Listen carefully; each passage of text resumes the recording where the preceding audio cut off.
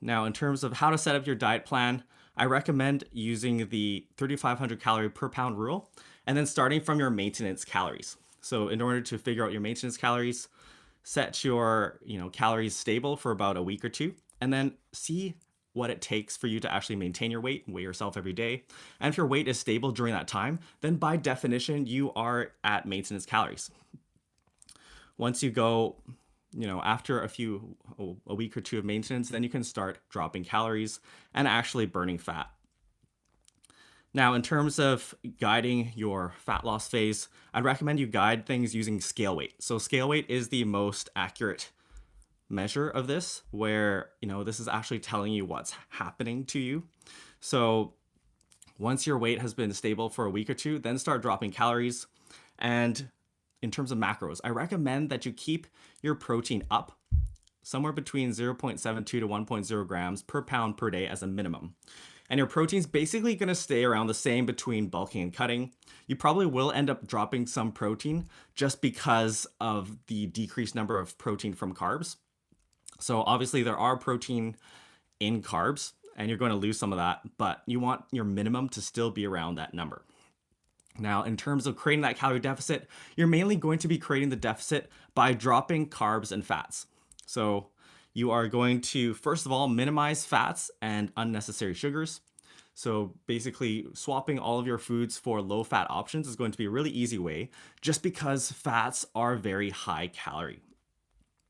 And then you're going to cut out sugars as well. So, try and avoid candy, sweets, sugary drinks, processed foods, things like that.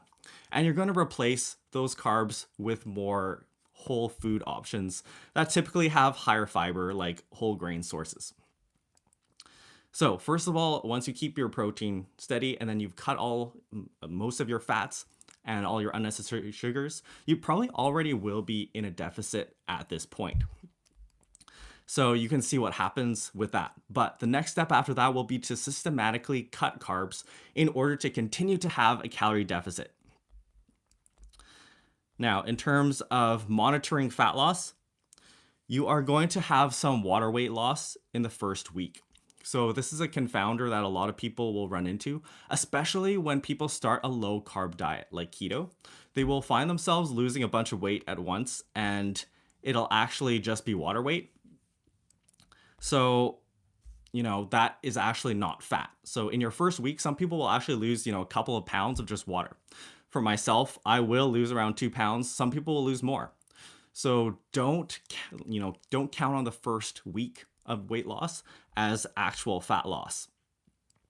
Now, after that first week, you are going to systematically cut carbs. Since we've already minimized fats, the next thing to go is carbs. And I'd recommend dropping carbs in a conservative manner. So dropping maybe 25 or 50 grams of carbs at a time in any 1 week. In terms of how to run things, you don't want to be cutting calories and macros 2 weeks in a row. I'd recommend trying to hold things steady for a couple of weeks before actually, telling yourself that you are stalling and dropping calories further.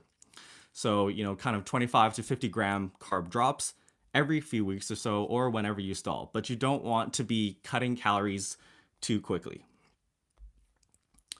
Okay, so question in the chat, Daniel Sumter, can you give advice on exercise activity levels when calculating a deficit? And should you include weightlifting and cardio in the calorie range? Okay, in terms of best calorie deficit calculator, you will see a lot of calculators online. I actually don't recommend using calculators. I recommend that you use your scale weight. So in terms of running an example here, let's say you're eating 3,000 calories a day at maintenance. So you do that test week, as I mentioned, you weigh yourself every day, your weight is stable across that week at 3,000 calories. Now, in terms of figuring out how many calories you want to lose, burn to lose weight, use the 3,500 calorie rule. So 1 pound equals 3,500 calories. And so let's say you want to be losing weight at 1 pound per week. You're going to have to be in a 3,500 calorie deficit across the week, which means 500 calories of deficit per day. So you subtract that from your maintenance calories and you go from 3,000 to 2,500 calories per day. So theoretically, you should be able to lose 1 pound per week if you ate 2,500 calories. Now, the thing is, this isn't going to be perfect, and any calculator you find online isn't going to be perfect either. There are a lot of things that come into play, as you mentioned: exercise, activity levels, cardio, the type of training you're doing, and other factors, just sort of your body's, output across the day. So I would recommend playing it by ear. So what you would do is you'd go from 3,000 to 2,500 calories and then see what happens. So let's say the week after that, after you cut your calories, you don't actually lose a pound. Like, let's say you only lose half a pound. You would probably run that for a couple more weeks just to make sure. But after that, you're going to have to cut calories further because there are probably going to be other factors at play. And it's hard to necessarily predict it beforehand. So I wouldn't necessarily try and use calculators. Go by scale weight and see how things go. And whether you should be including cardio and weightlifting, I typically don't. Like, I won't try and anticipate how many calories I'm burning from cardio. We'll talk about cardio in a little bit, but basically you just want to be, doing the cardio and then seeing what happens to your weight loss. It's not going to be like a linear equation here. Okay, now in terms of a few tips and tricks for making fat loss easier, you're going to be hungry during this time. Mini cuts are pretty aggressive, and that's okay.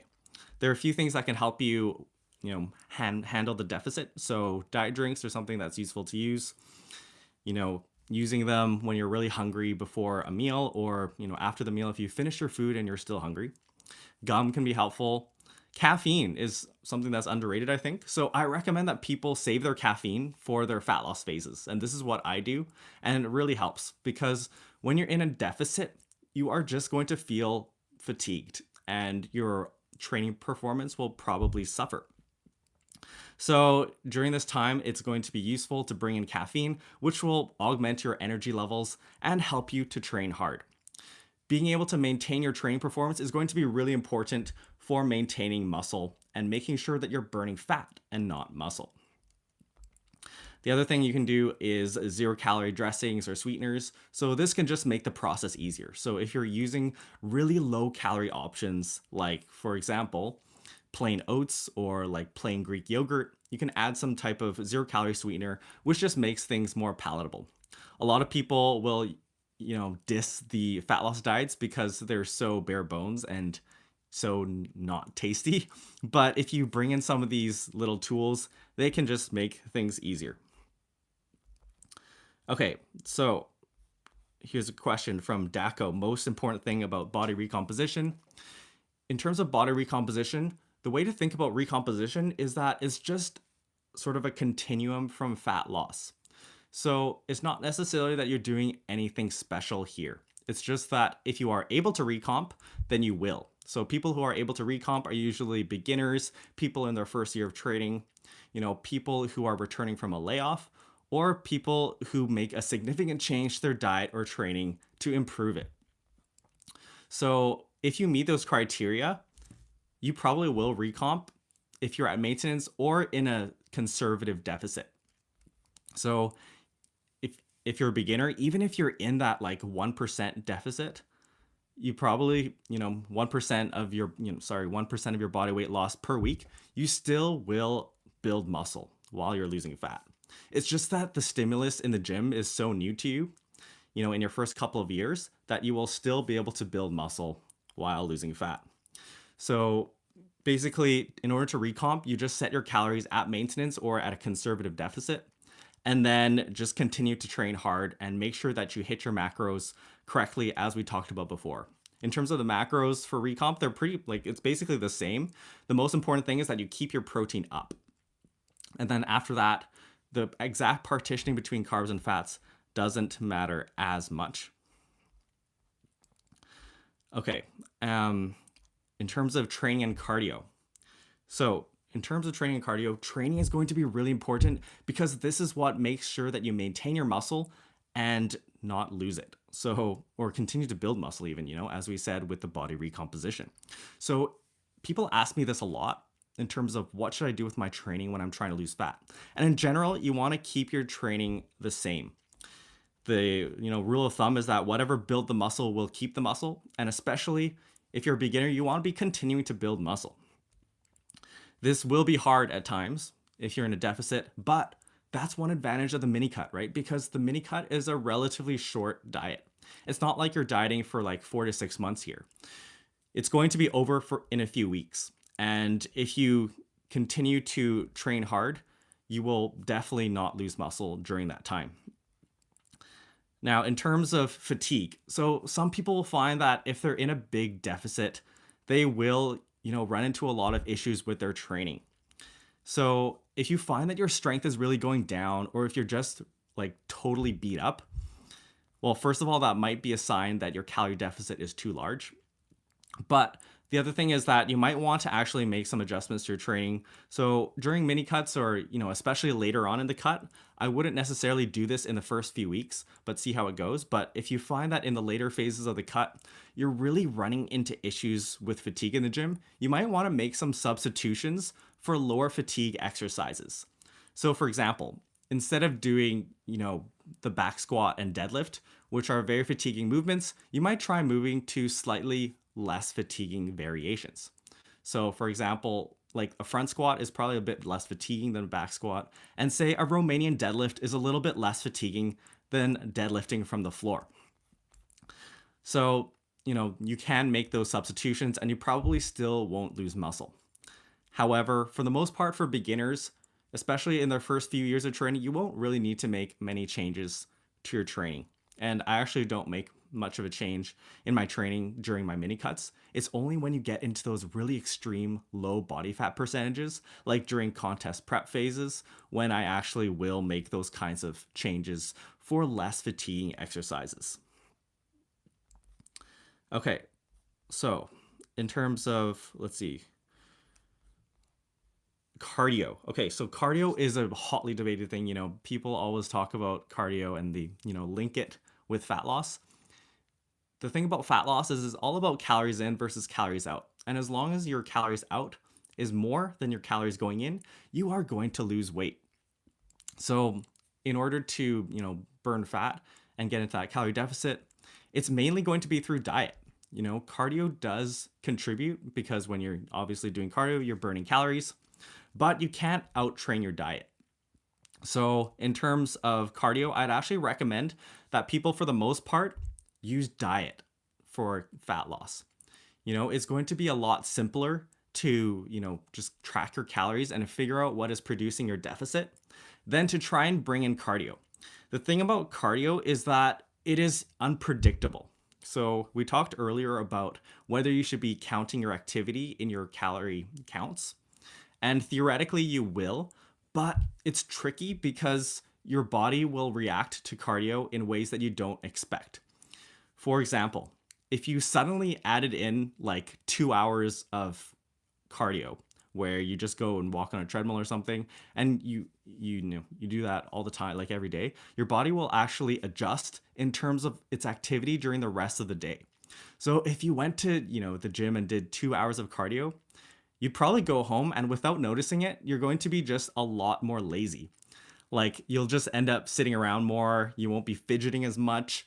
And there are actually other things that your body will, react to actually save energy.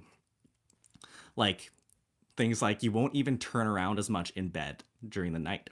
So stuff like that, it's going to be hard for you to, predict. And that's why I think cardio is tricky, in that if you add in more cardio, it won't necessarily lead to more fat loss in a linear fashion. So for example, if you are currently losing weight at 0.5 pound per week and you add in 30 minutes of cardio and then you added in another 30 minutes of cardio, like the increase in fat loss is not going to be linear. It's probably going to slope off as you add in more cardio. And the idea is that your body is just going to find ways to save energy in other, fashion. Okay. So in terms of actually bringing in cardio, I usually do recommend trying to save cardio for when you stall. So in a mini cut, you actually can probably get away with, running this mini cut without stalling because it's so short, right? Like if you're just going in for about 4 weeks and trying to lose a few pounds, You may not need it, but in the latter phases, let's say you are stalling, then it could be something that you bring in. So, that's the other good thing about mini cuts is that an intervention like cardio might not cause as much of an issue in terms of tracking things because everything is over such a short timeline. If you're trying to run a long diet like a contest prep phase, you really want to be saving your cardio as your last resort because once you start bringing in cardio, your body is going to start adapting and it will slow down its metabolism or the way it burns energy, and you are just going to run into issues. Okay, let's hit up a couple questions here. Okay, I'm a beginner and I'm not sure what workout split to use. Josh, why? Can I go with something like PPL or something else? So, hot take here, I talk about splits all the time. I recommend beginners start with something like 3 or 4 days per week, just because you don't really need that many days in the gym to progress. Your body is going to be very sensitive to the training stimulus. I would recommend finding a split that allows you to train muscles at least twice per week. And you'll see that pretty much all of my splits that I put out on YouTube will do that. So if you're going for 3 days a week, the easiest thing is just full body. And if you're doing 4 days a week, probably upper lower is usually the one I recommend first. I did a video where I talked about, top 5 4-day splits, and upper lower was in there. The other one that I like to recommend is a hybrid split between the Arnold and the push pull. So on day 1, you do quads and then chest, back, and calves. And on day 2, you do glutes and hamstrings, and then shoulders and arms. And then you repeat later in the week. So that's a really good 4-day split. That's actually one that I used for a little while, and I really liked it. The reason I just don't use it now is because upper lower is just more convenient for my schedule. When I just came off a 24-hour shift last night, like I just woke up before this. So it's just easier for programming purposes for me. If you have a static schedule where you don't need to, stay up all night, then it can be easier to program more complicated splits. But yeah, good point, John Jones. I would do what you enjoy most, right? So the consistency and sustainability is at the bottom of our staircase of training priorities. So that's going to be the most important thing for you. Once you implement that twice per week frequency, there's really not, there are not too many no-nos that you can get into in terms of figuring out your splits. Okay, John Jones, in a more aggressive fat loss phase like a mini cut, do you find drinking more water helpful? Yes, I think it is a little bit useful. It's not going to be a panacea for fat loss, right? So you'll see a lot of like TikTokers and such talking about, tricks with water and how this will solve your problems. It won't, because, water has no calories. So your body is not going to be fooled, right? You like down a bunch of water and your body's like, hey, wait a second. But the one thing that water does do is it distends your stomach.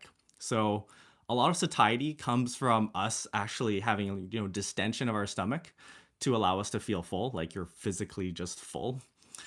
And this is why things that are really calorie dense, but, don't have a lot of substance to them, will pack a lot of calories and, make it harder for you to lose fat, just because you won't feel full. Like if you just, like, how much do chips weigh, right? Like if you ate a plate of chips versus, a bowl of plain oats, those oats are just going to have a lot more substance to them and it'll keep you more full.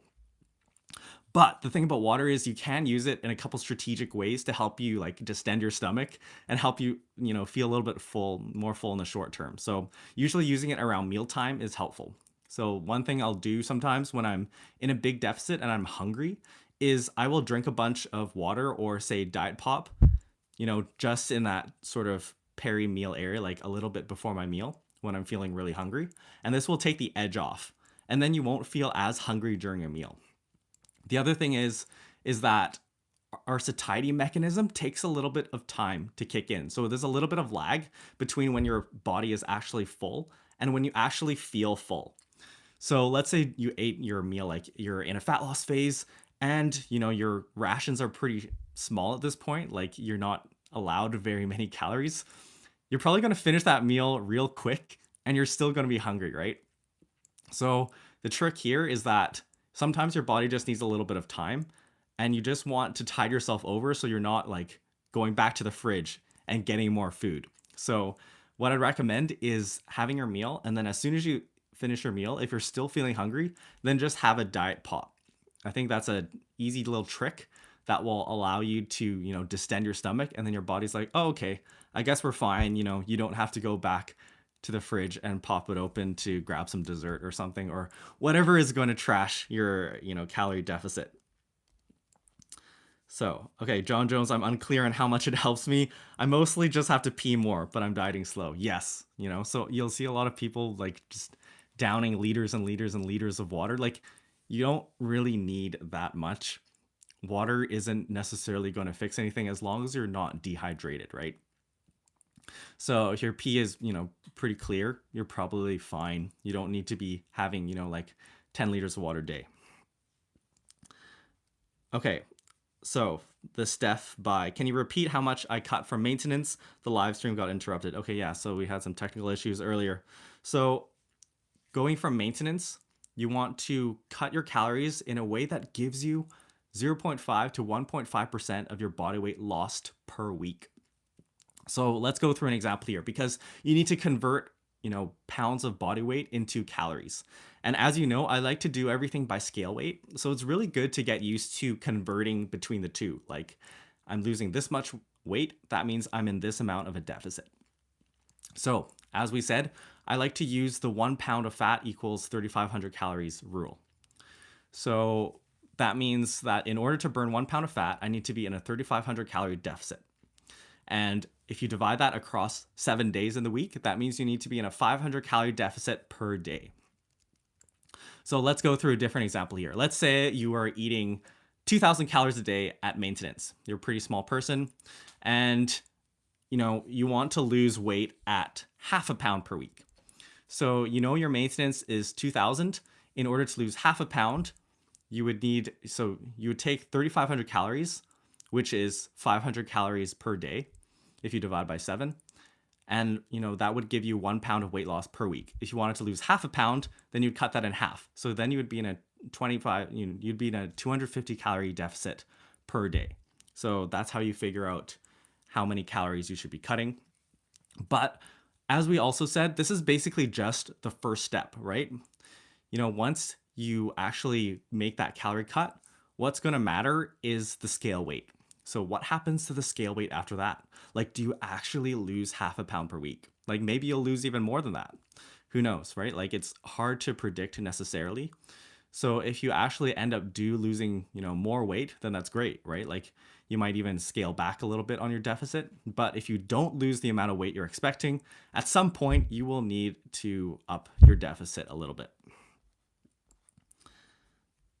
Okay. Another splits question, in an upper lower or push pull leg split, should the two workouts like push 1 and push 2 or upper 1 and upper 2 be different or the same? So yeah, that's a good question actually. I haven't really talked about this, but as a beginner, it really doesn't matter, the short answer. And as you become more advanced, you will want to have a little bit more variation. So say you're running an upper lower split 4 days per week, which is one I commonly recommend. You're going to have upper day 1, upper day 2, and lower 1, lower 2. As a beginner, it really doesn't matter if you just keep those the same. In fact, I actually think that as a total rank beginner, it's a good idea to keep things the same, right? Like, you want to have a little bit of variation. So having, at least about 2 or 3 exercises per muscle group. But as a beginner, having that repetition of the same exercises is actually a really good thing for a couple of reasons. First of all, you get the frequency of the movements. So when you have that frequency, it just allows you to practice the movement more often. So as a beginner, a lot of these skills, lifting is a skill, and those skills take time to get, beaten into you. So as you practice the movements more often, you will develop a better mind muscle connection with them, right? So like, just because I started a new movement, I might not actually be good at using that movement. Like, let's say I pick up a new movement, say like a close grip lat pull down. When I first do that movement, like ever, I might have a tricky time activating my lats. But as I continue to do that over, months or even years, I will get a lot better at it. And eventually I'll get to the point where I can very, very accurately hit my lats with it. Like I feel like I'm, just sniping the lats. And that's what you want to get to, right? So as a beginner, I'd actually recommend keeping your program fairly simple, built around the basic compound movements and actually having some repetition. I do include quite a bit of repetition, quite a bit of variety in my programs. Part of this is just for fun. Like I think that people like having some variety just because they get bored when they have to do the same exercise over and over. But as a total novice, it's not a bad thing and it's fine. And I actually think it's a good thing to have some repetition, because the other benefit of, having that repetition, let's say you're doing the same exercise multiple times per week, like squats, bench press, especially, like those kinds of exercises work well. You have more, opportunities to add weight. So as we talked about in the video I dropped yesterday, the best progression for an absolute novice is linear progression, where you try and add weight every workout. And the reason why linear progression is so good is because it's just the fastest way to add weight. So like if you're adding 5 pounds to your squat every workout, you're going to get strong really quick. Obviously you're going to stall eventually. So like, don't think that you're going to progress like that forever. But initially it's going to be a really good way to get stronger and get off the ground. And one of the big issues beginners run into is that like they just aren't capitalizing on their beginner status. As a beginner, like a lot of people will just try and keep their weights pretty much the same, and maybe they add a couple reps here and there, but they're like not really getting stronger. And it's like, dude, what are you doing? Like there is so much potential to put on weight. Like you can up your squat by like 60 pounds in like a couple months or something at the very beginning, right? So in that case, if you have more kicks at the can, like if you're hitting the squat 2 or 3 times a week, then you will just add those, weight increments more quickly. And we call this like the SRA curve. So SRA stands for stimulus recovery adaptation, and it's basically describes how your body reacts to a stimulus. So at the beginning, you put a stimulus and your body, like, which is your workout, and your body will actually like, your performance will drop for like a day or two after that because your body is fatigued, you might be sore, and your body's repairing itself. But then after that, you will recover, and then your performance will actually go up afterwards because then you are adapting, right? So stimulus, recovery, and then adaptation. And in the last phase, adaptation, that's when you actually get stronger. So as a beginner, you can actually, you want to actually run these, have more iterations of this SRA curve, because it will allow you to just add weight a little bit every time. And that's how you get stronger faster. Okay, John Jones, what kind of ready-to-eat protein do you keep around during a mini cut? Great question. Yeah, so I think, in terms of food choices, I have a lot of opinions on this, which we'll do a live stream on it at some point.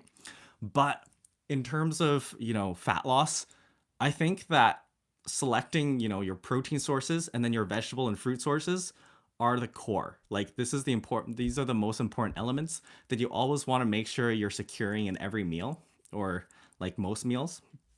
So for fat loss, you're always going to want to have a protein source in each meal, and then you're probably also going to want to have a plain vegetable source. By plain vegetables, I mean like boiled, baked, like steamed, something where you're not adding a lot of calories through added sauces and dips and whatever people concoct. Now, in terms of protein sources, the main key here is that you want to find something that's really lean, like as lean as possible, right? So for example, let's see, let me give you like a list here, a hot take. But so chicken breasts are going to be like the most popular. They're very easy to find, they're easy to cook. And then some type of lean, red meat can also be good. I do in general recommend limiting your red meat to around max 1 serving per day. That's, the doctor piece right there, just because of heart health. But so I usually will have, some chicken breast and some, roast beef or something, but you basically want to find the leanest cuts. So for chicken breast is the leanest cut. For beef, something like a top roast or inside round roast. Those are usually low fat options. Avoid things that you can like obviously see streaks of fat, or sometimes you can trim it off, but if you can see fat, it's, an indicator that there is more. So those are really useful. the way I would do it is I'll bake a whole bunch. Like you'll see me in my Instagram stories. I'll bake like a whole pan of chicken breast or something. And then what I'll do is I'll cut it up and I'll, actually weigh out portions. So a really easy rule of thumb for meat is that 100 grams of meat is about 30 grams of protein. This applies to most lean meats. So what I'll do is I'll actually bake all my chicken breast, like a whole pan of it, like 2 kilos. And then after baking it, I'll cut it up and I'll weigh out 100-gram portions. I'll just use like kitchen scissors and chop it up into like bite-sized pieces. And then I'll put them into little meal prep containers, or what I'll actually do sometimes is like if I have extra chicken left over, I'll actually like put the little cut up pieces into little Ziploc bags and then put them in the freezer. Because that's a really easy way to just have your protein stored, where you've already weighed it out, there's 30 grams in that portion, and you have it conveniently available. I think the freezer is actually a really useful thing. Like if you're a bodybuilder, you gotta have a decent sized freezer, guys. Like this is a super key element, just because it allows you to keep things, prepare things ahead of time, and it makes sure you have it on hand. So what happens later is, let's say like 2 weeks from now, you had a long day at work, you were hanging out with friends, and like suddenly you find yourself, you need a meal, and you can't find a protein source. Now you've got those little frozen packs of chicken or beef in your freezer. You can pull out a pack, and then you can just add it to whatever carb source you had. Like let's say you want to have it with like some brown rice or something, then you can add it to that and thaw it like in the microwave or whatever. So that's a really useful thing. Other ready to eat forms of protein. Canned tuna is another easy one that I'll always have some type of like canned tuna around, and just because it lasts forever, right? Like you can just keep it in the cabinet and then just pull it out when you need. When you get the little cans, they also come in convenient like 30 gram protein portions. So that's actually like an underrated trick. Like finding a way to standardize your food portions and finding it easy to, manipulate, right? So I actually find it's actually really easy to count protein in aliquots of like 25 to 30 grams. I know that is kind of like a bro thing, like, 30 grams of protein per meal, bro. But it actually works out really well in real life. Like it's just a very round number that like 30 grams of protein happens in a lot of naturally occurring things. Like, as we said, 100 grams of meat, or like one little can of tuna usually has 30 grams of protein. Canned salmon is also something I like. So those are actually going to be really, really low, fat. Like there's nothing else. If you get a can of tuna, if you look at the macros, it's like 30 grams of 30 grams of protein and like 1 gram of fat, or sometimes even less, like half a gram of fat. It's really lean. And that's the way you want to be thinking about these things. When I choose my protein sources or my macro sources in general, as a bodybuilder, it makes it really easy if you can like separate each macro into each type of food. So like for your protein sources, it's just protein. Like there's no fat, there's no carbs mixed into it, because it just makes it easier to count. And then like your carb sources, just carbs, no fat added. And your fat sources, it's not as easy, but I mean, you shouldn't be having a lot of fat sources in your diet anyways. What are you doing, man? Cut those fats out. So yeah, so like, finding those really lean protein sources is just going to make things easier. Obviously, whey protein is going to be a handy tool for any bodybuilder. And obviously it's a non-perishable item, so it's really easy to just have around and, just have a scoop if you are missing protein. And that's the other thing, right? If you standardize your, food sources and make them really isolated in terms of that macro. For example, with the protein, we're choosing really low calorie, low fat protein sources that pretty much are just protein. You can take like your chicken breast, you can take 100 grams of chicken breast and swap it with 1 scoop of whey powder. And it's actually like isocaloric, like the calories are the same. It's like 130 calories, something like that. Or maybe a chicken breast is like 160 for 100 grams. But the power of that is that you can swap between food sources and know exactly what you're getting. So there'll be days when it's just like, you come home, it's just like, oh shoot, I like don't have any chicken left. And we'll just swap it with a can of tuna or swap it with a scoop of protein powder. So look at the calories and know how many calories are in each and whether you can just swap it around. That makes it really easy as well. One other thing I wanted to mention was egg whites. So egg whites are a really good one for bodybuilders. And the other thing is, yeah, they are obviously not as non-perishable as like whey protein, but you can have them around. Like you can just have a carton of egg whites in your fridge, and those last for a really long time. And they're really easy to make, right? Like you just pour them on a pan, or one thing you can actually do is put them in a bowl and microwave them. I learned this from a med student when I was in med school who would like make these mason jar omelets where you just like cut up your vegetables, put it in a jar and like pour the egg whites over them, and then you just microwave it.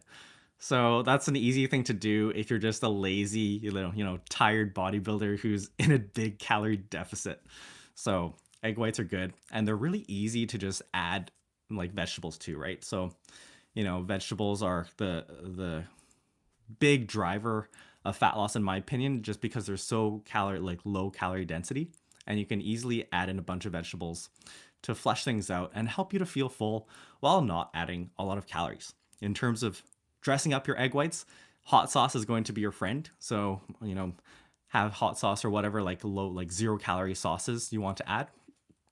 But as we said, the trick here is finding 0 calorie sources, right? So it's very easy to sneak in a lot of calories by adding in like hot sauces that have calories in them. So if you look at a lot of, standard sauces, there will be quite a bit of sugar and even fat added. So be careful about adding that kind of stuff. Okay, John Jones, speaking of the doctor thing, I personally find myself eating a good bit more salt in a deficit.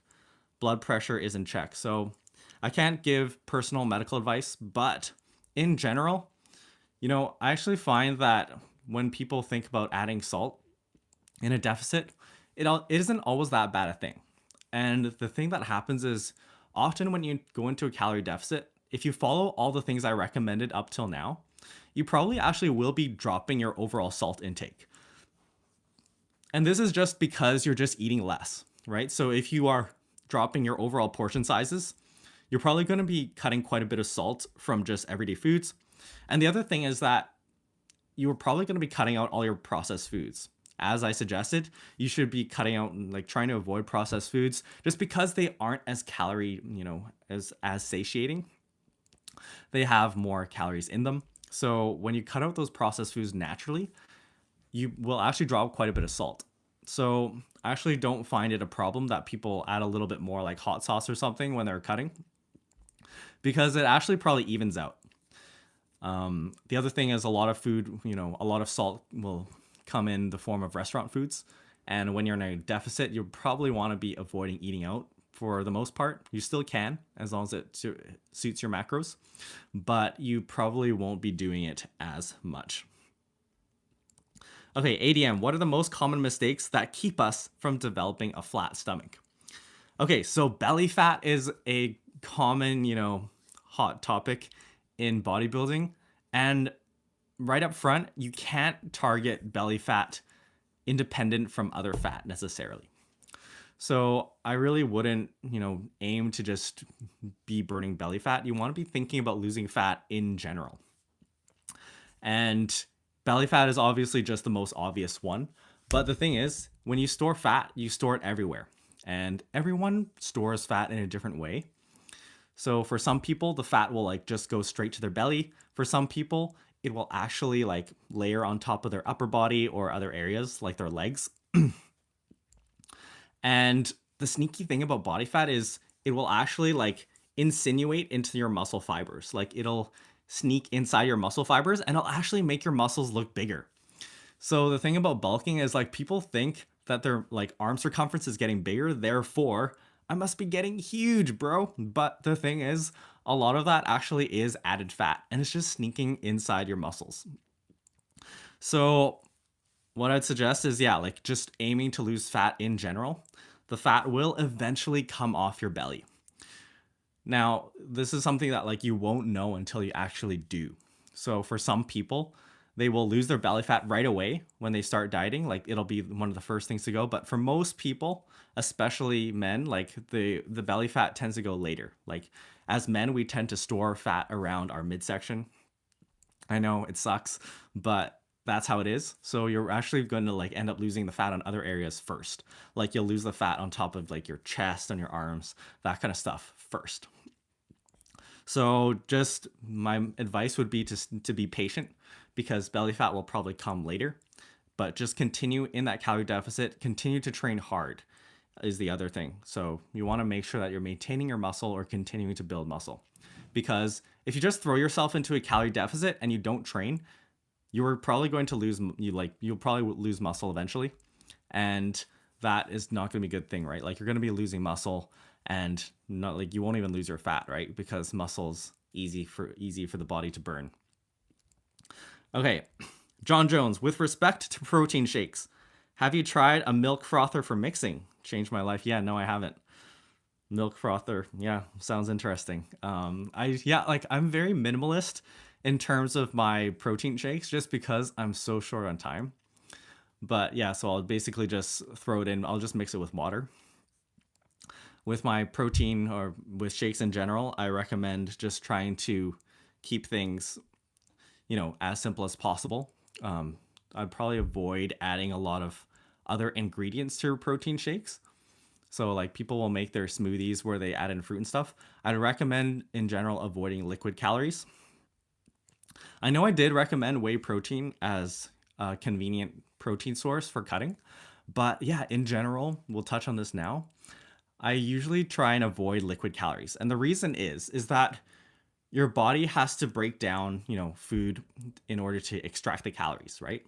And the longer something takes to break down, the more like it will contribute to you staying full. So if you ate something that's more complex, like more difficult to break down, it will be better for fat loss. And this applies obviously to things like carb sources, where I recommended that you get a lot of your carbs from like vegetables, which have a lot of fiber, or like complex whole grains. So those kinds of foods are just going to keep you full for longer, and it like your body has to work more to burn it off. This applies to, liquid calories, where if you are putting things in a liquid form, like if you're blending up things in a smoothie, you're basically doing your body's job for you, right? Like you're doing the job of the stomach, which is to turn like solid food into liquids, but you're doing it in a blender. So like a lot of people like on TikTok or like Instagram or wherever, they'll make these really pretty smoothies and they're just like, oh yeah, this is great for health, right? But I'd actually recommend against. Like I think you're better off just keeping your protein and even your other like food sources like fruits and vegetables, keep them whole. Like don't blend them up, because you're basically just circumventing your stomach's job, and you're just like you're basically saving your body energy, right? Like your body's like, oh great, now I don't need to use grind up these carrots or like whatever, the spinach, right? So instead, now I'm going to save that extra energy and put it on as fat on our bellies, which we just talked about that we don't want. So try not to blend things up. I'd recommend avoiding liquid calories. This applies to everything, right? Like juices, smoothies, and actually also whey protein. So yeah, this is like a strike against whey protein, where you're buying this protein in a form where it's so it is processed, right? Like they have turned it into a powder, and your body is going to have an easier time breaking that down than it will something like a chicken breast.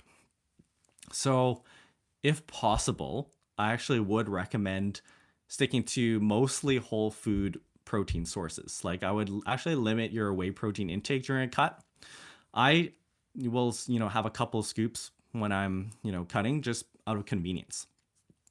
And I think that's the main power of protein powders, right? It's just convenience.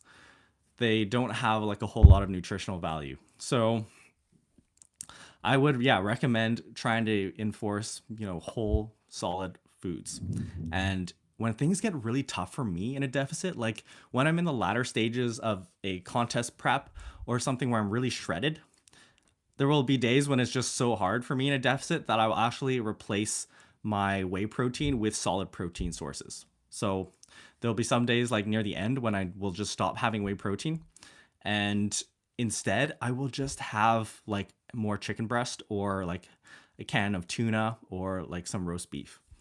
And this I actually find helps me to stay full and helps me to get into that calorie deficit. Okay. The Steph by. The bar doesn't feel right on chest training. Can I switch to dumbbell? Are there differences in terms of hypertrophy? So yeah, barbells and dumbbells, they are both free weights. So in terms of the considerations here, you want to think about like how you're fighting gravity. So both barbells and dumbbells will like the force vector is downwards towards gravity, right? So there'll be a few things that do come into play here. So for example, like if you're doing curls, the force is greatest when your arms are at like 90 degrees. And at the bottom of the movement, there actually isn't as much force on your biceps because the gravity vector is straight down. And at the beginning of the curl, your gravity vector, your like force vector is something like that. So like you will run into both of those issues with barbells and dumbbells. The main thing about dumbbells is that in some movements, they can get you a little bit more range of motion. So for example, like a bench press, if you use dumbbells, you can get a little bit lower with that. And so for that reason, it can be helpful to get more of that stretch. A stretch probably is a good thing to be aiming for. I'm a big proponent of including stretch training in your programming. There is a little bit of research at this point saying that, you know, there could be an independent ad for stretch type training. So definitely something to be aware of. And you always want to be including some type of stretch type movement.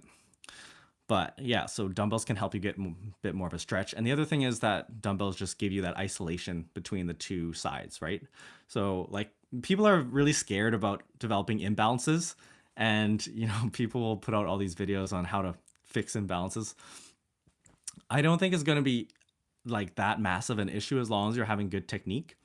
But I do think it's a good thing to include at least one dumbbell movement or one, you know, unilateral type movement in your programming. So in terms of programming considerations, I'd recommend having a mix, like having some barbell work, some dumbbell work, some cable work, some machine work. In the majority, you want to bias towards, you know, compound free weights. Like that's what I recommend for most people. As a really advanced athletes, things might change a little bit, but you want to be sticking to your basic free weights and then having a little bit of mix with the other modalities as well. And this is just a good way to make sure you cover your bases. Okay, Josh Y, how often do you recommend to train abs a week? 0. So a lot of people will talk about, you know, how to get abs, and they will like show you ab training videos. The answer is the calorie deficit. So like this is what we just talked about, you know, mini cutting, losing fat. And this is the whole point of mini cuts, is to get your abs, right? You want to be shredded, bruh. So I would recommend that you focus on a calorie deficit in order to get your abs to show. Training abs is like hotly debated, and it really probably doesn't make that much of a difference. Like you will build some ab muscle in your beginner years. So I think for beginners, it is worthwhile to train abs. But after that, a lot of it comes down to genetics. So what I'd recommend is get lean first. So if you have never been shredded, try doing a mini cut. You know, try and get lean first and see what your abs look like, because the genetics will play into it. So for some people, like their abs, like maybe they are, you know, unlucky to have really like narrow abs or whatever. In that case, like maybe they do need to train a little bit more in terms of direct training. But for a lot of people, it's just a question of getting lean. Like when I was starting out, I thought my abs weren't showing because I had to get them blockier. And I remember someone telling me that, like who was coaching me. But when I got really shredded, like it's all going to show. So I personally think that everyone can get a 6-pack or at least the equivalent. Like maybe you have a 5-pack just because of your genetics, but everyone can get to that level where their abs are showing. The thing is, you need to get to that level of body fat. So you see a lot of people wasting time, like doing hours of ab workouts every week, when your time would actually be better spent just doing large, heavy compound movements and building overall muscle. Because getting lean is the most important factor for getting your abs to show. It's not training them. So yeah, I would actually recommend like that beginners can try training abs, but beyond that, I would actually recommend saving your time and spending it on your other muscle groups. Because the other thing which is kind of underrated here, and I haven't talked about this before, but you want to set up your training strategy in a way that trains the most amount of muscle across your body. And you want to maximize like that overall development, because when you spend a lot of time on like really tiny muscle groups, like small muscle groups like forearms, or like, specific like anterior delts or rear delts or like even traps, if you spend a lot of time on the smaller muscle groups, you're like throwing away time that you could be spending like doing like big prime mover like squats, hip hinges, things that will develop a lot of muscle on your frame. Where if you have more muscle, it actually gives you a lot of other benefits. So like when you get bigger, it will actually make it easier to lose fat, for example. So to make things relevant to this conversation in terms of mini cutting, people who have more muscle on them are going to have an easier time losing fat, just because like their metabolism is higher. Their body is overall putting out more energy, especially when they're training and staying active. So for those people, it will actually be an easier time, for them to lose fat. If you are very skinny and like you don't have much on your frame, it's going to be like a little bit harder to lose fat because you're going to run into like really low calories pretty quickly. So in those cases, yeah, like I would recommend that you prioritize building muscle overall across your frame before spending a lot of time on the smaller muscle groups. Yo, shout out King David, Dr. Swole, what's up, man? See this guy in the comments all the time. Stoked to see you in the chat.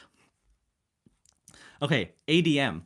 Any recommendations on balanced snacks or superfoods that are beneficial in the morning and or before sleep? Okay, yeah, so great questions. I'm pretty stoked that you guys are like asking top-notch, like good questions here. So it pays homage to Swole Nation. So in terms of snacking, first of all, I would recommend trying to avoid snacking if you're mini cutting. Okay, so snacking is just not going to be that helpful because it's going to like kind of sneak in calories without you being as full. So in terms of meals, we didn't actually talk about this, but I recommend aiming for, between 4 to 6 meals a day in general. And this applies to actually bulking and for fat loss. Like as long as we're having a protein source every 3 to 5 hours, that's the main kind of purpose of meal timing. Once you have that consistent protein happening, you're going to get like most of the benefits out of that. So beyond that, you want to have about a minimum of 4 meals per day, I'd say, for optimal muscle growth based on what we know so far.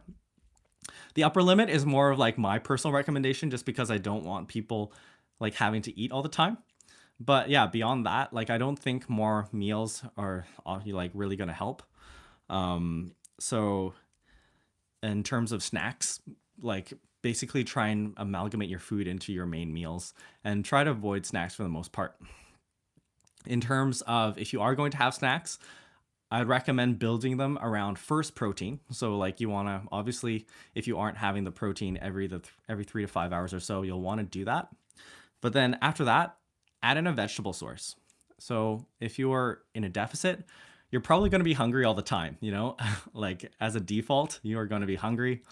So have a lean protein source and have a plain vegetable. Like that would be my recommendation for a snack. If you like having something like portable veggies, you'll see is something I always do when I'm on call. Like last night, I like pulled out my baggie of, grape tomatoes, which are like my signature vegetable source. But just, have those plain vegetables around on hand. And they're a really easy way to round out your snack and make sure that you're full. The other thing is obviously fruit. So fruit can be a really great snack in terms of hitting your carb sources. And fruits are really easy to track because they're pure carbs, right? There's no fat in them. There's not very much protein.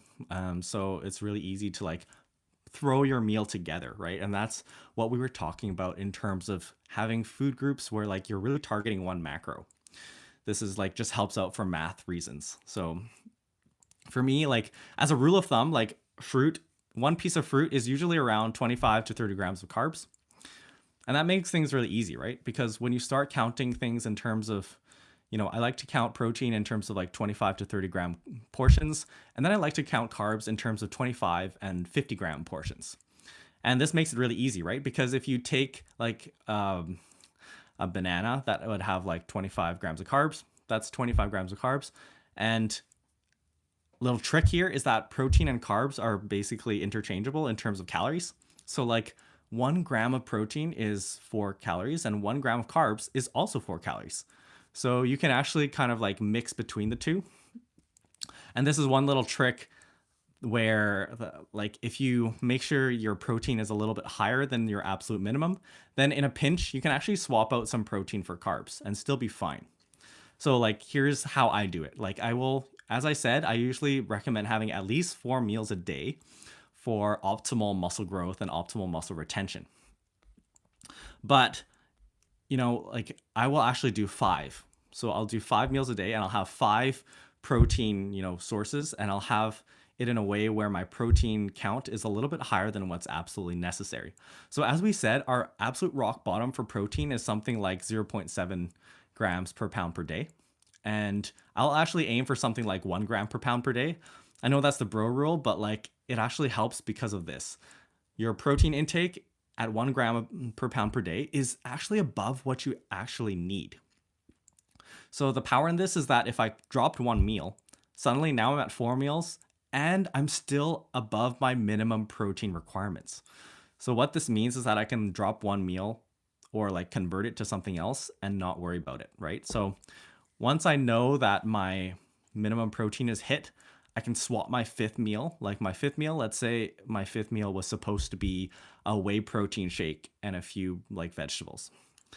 If I'm like out with friends or something and I don't have access to protein, I could just swap that, right? Like I could just have some fruit instead or some like even carb source. And as long as the calories are the same, I'm basically going to be still optimized in terms of my dieting. So like that makes things really easy where you don't need to worry about stuff like that. In terms of superfoods, I don't believe in superfoods. Like this is kind of a hot button thing. I think that a lot of people use the like term superfoods as a marketing tool. There's like no such thing as a magical food that is going to make you healthy. And like think about this, like humans evolved all around the world to cope with diets like built on different climates, right? So everyone had access to different types of foods. It's not like people like in the Antarctic were like, eating mangoes.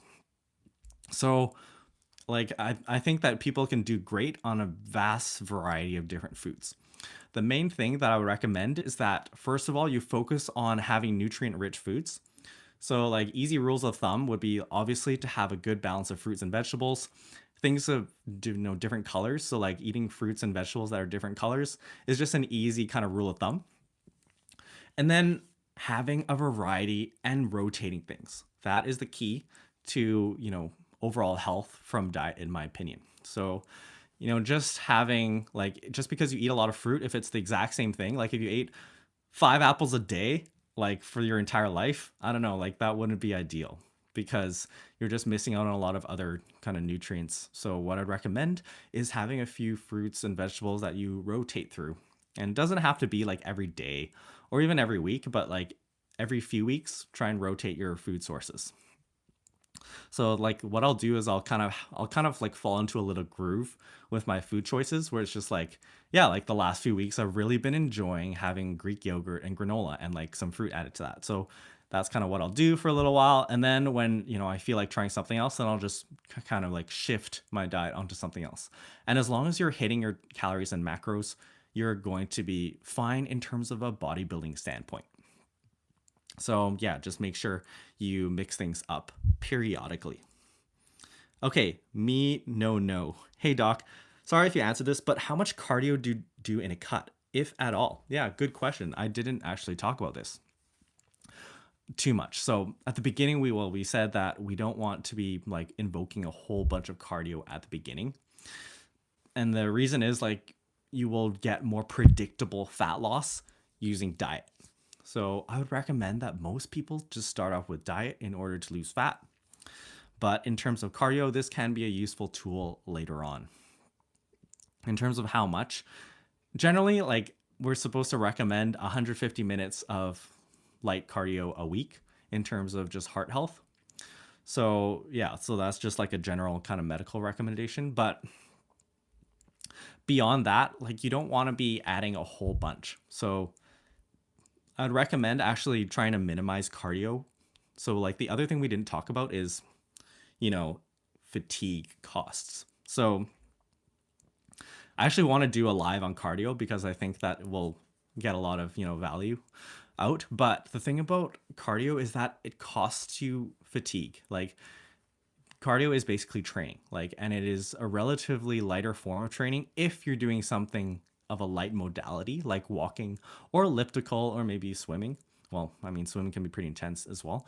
But yeah, as we said, like as I just said, like that can be fatiguing. And if you're going out for runs or if you're doing sprints or if you're playing a sport like soccer or something, that is going to cost you, fatigue. And the thing about cutting is that energy becomes like at a very high price. So when you're in a deficit, you are not going to have a lot of energy floating around. And when you just don't have that calorie surplus, all that extra energy floating around, if you use up your energy using cardio, you are not going to have as much to dedicate towards training. And this can become dangerous because training, as we said, is king. And you really need to be maximizing your training quality if you want to be a bodybuilder and you want to maximize muscle growth and or muscle retention. So if you're spending an hour a day or 2 hours a day doing cardio, chances are your training quality isn't going to be as great as if you were not doing that. So in general, I'd recommend saving cardio as a last resort. Now, the caveat there is, as a beginner, fatigue considerations are not as much of an issue.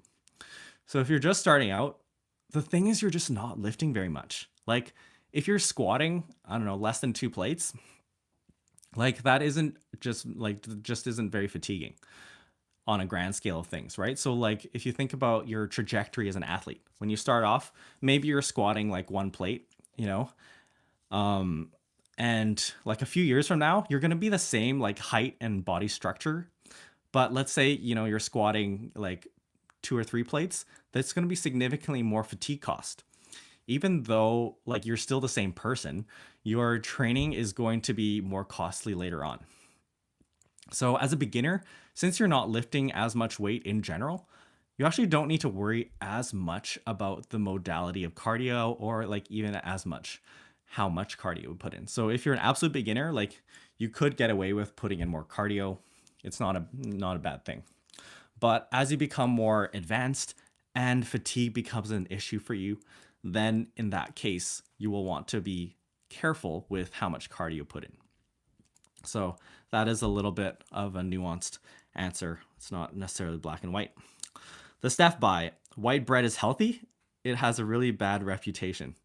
So bread, I mean, the thing is bread is like processed, right? So I would throw it into the processed food category. And it's not that it's a bad thing.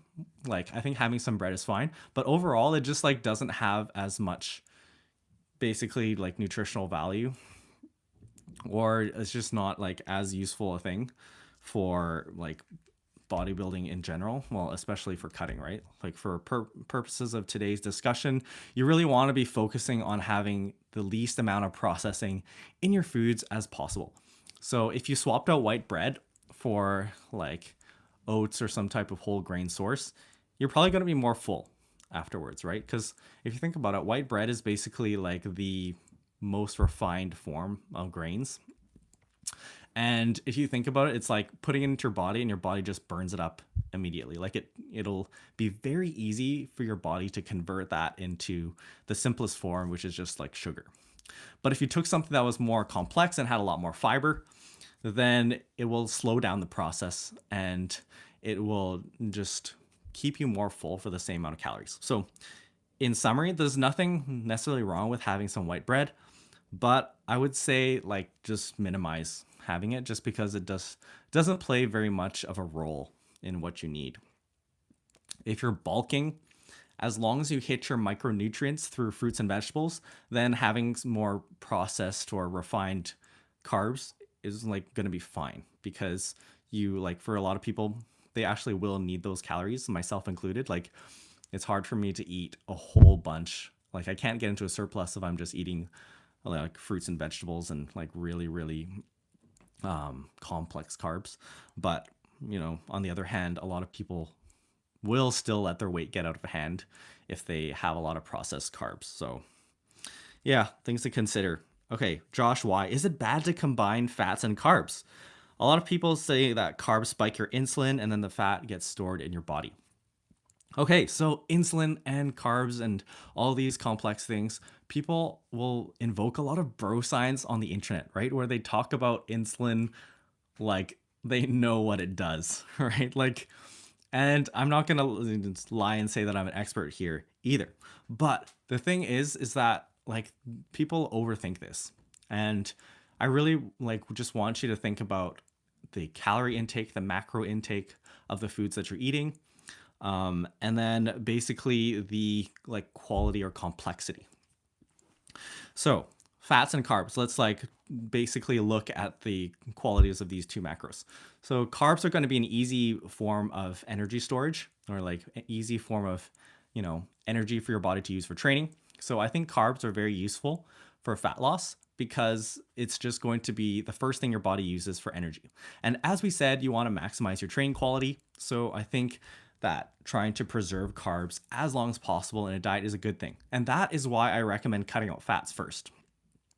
So off the bat, this won't really be a question during a fat loss phase for you, because you've already cut out fats if you followed my recommendations. So if you cut out like most of your fat sources, you won't really be like in this question in general. But otherwise, like say if you're bulking or at maintenance, combining fats and carbs is not a bad thing. Like, there's nothing wrong with having them together. It's not going to follow some special pathway where suddenly like the fat goes, straight to your stomach or something. So I would actually recommend like not thinking too much about it. There are a couple little considerations where it's useful to put one at certain places. So carbs, I actually find them most useful in the peri-workout period. So if you're in a mini cut, you're in a deficit, you're trying to lose fat, as we said, your training quality is going to be the most important thing. And you want to, stack up your meal plan so that your training is optimized. And a lot of people will find that when you're in a calorie deficit, you'll start running into like issues with strength in your training.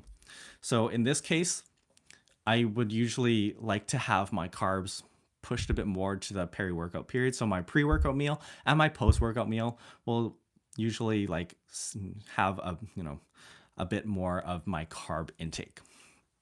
This might not be as much of an issue at the beginning of your diet. So like if I'm not in that big of a deficit, basically my meal plan will look like carbs pretty evenly spread out throughout the day.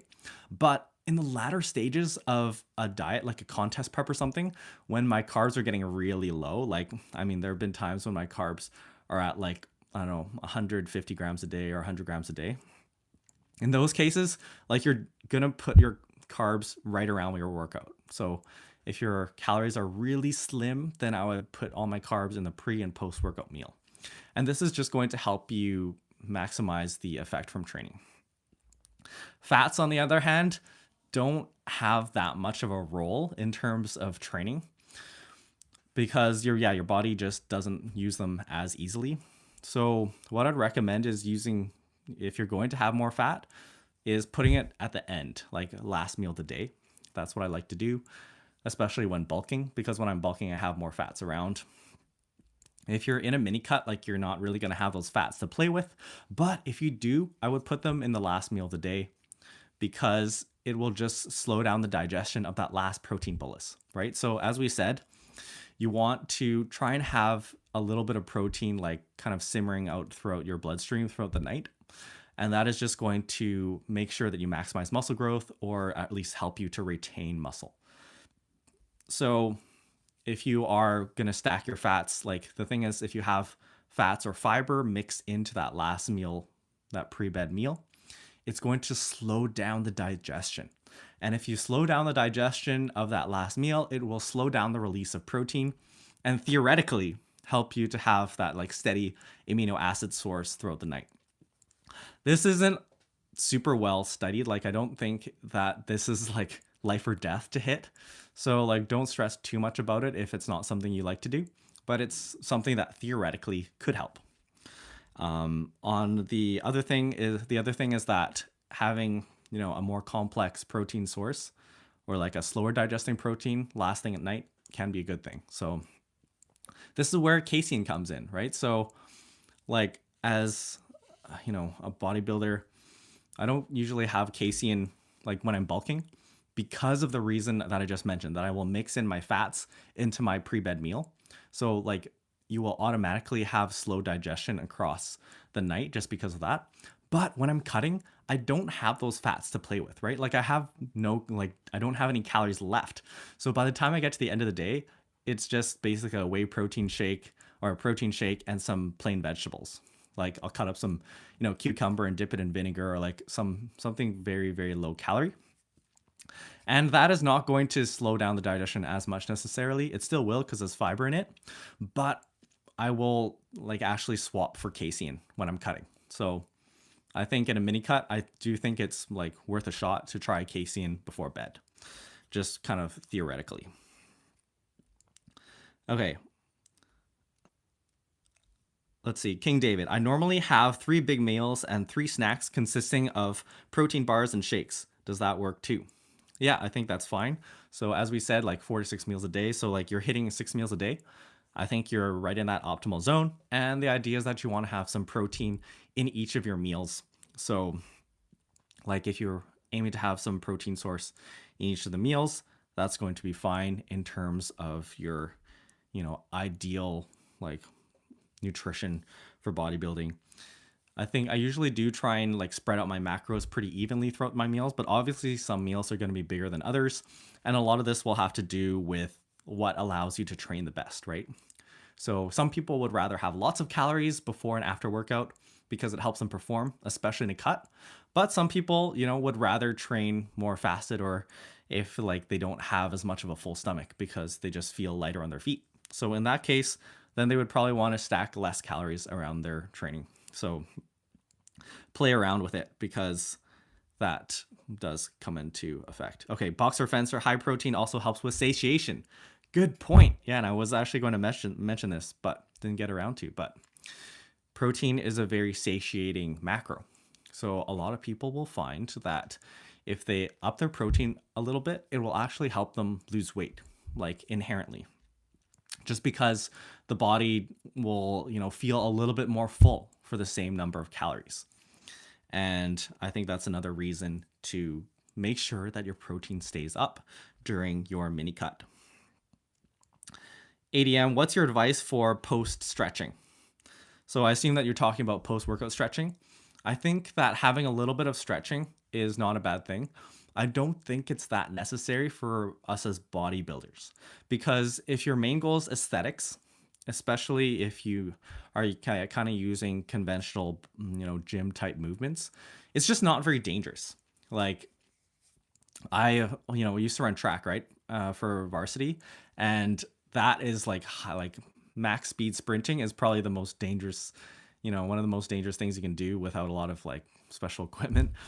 But the thing about sprinting is like, you're using very high velocities and very high power output. And the thing about power output is it's basically like the amount of force you're putting out divided by the amount of time, right? So if you are like sprinting, think about how much force is being applied into your muscle over like what kind of time period. Like, your ground is striking, your foot is striking the ground for like a fraction of a second, and all of your body weight is transmitted through that. But if you're like, squatting, the velocity is actually pretty slow. So it's actually not as much power output. The other thing is that your range of motion in lifting isn't that huge. Like, if you're doing a squat, you're not like stretching your hamstrings to a huge degree. Obviously, maybe with something like RDLs a little bit more. But the thing is, it's not as high velocity in those high ranges of motion. So it's not like you're entering that really stretched position in a really fast way. So because of that, lifting is actually pretty safe. And that's a big, bonus for us as bodybuilders. I think having a little bit of stretching in your program is useful for specific purposes. So this is kind of hard to break down into like, a hard guideline. But basically you just want to bring in stretches that you like need. So if you find that, let's say you're having trouble getting into that deep squat position, then having a little bit of stretching can help you to get that range of motion. So if you're going to put in static stretching, I'd recommend putting it at the end of your workout. Don't stretch before your workout, like in terms of really long static stretching, because it can decrease your body's power output. But if you put it at the end of the workout, it definitely won't hurt, and it can be a useful tool. The other thing is like just having a little bit of stretching, sometime during the day isn't a bad thing. So I think for stretching, I would generally recommend like stretching until you like as needed. So if you feel that you're really tight in a certain muscle group, or if you feel that you're getting a little bit achy and stretching helps for that, then in that case, by all means, go ahead and put some stretching in during your post-workout or at some point during the day.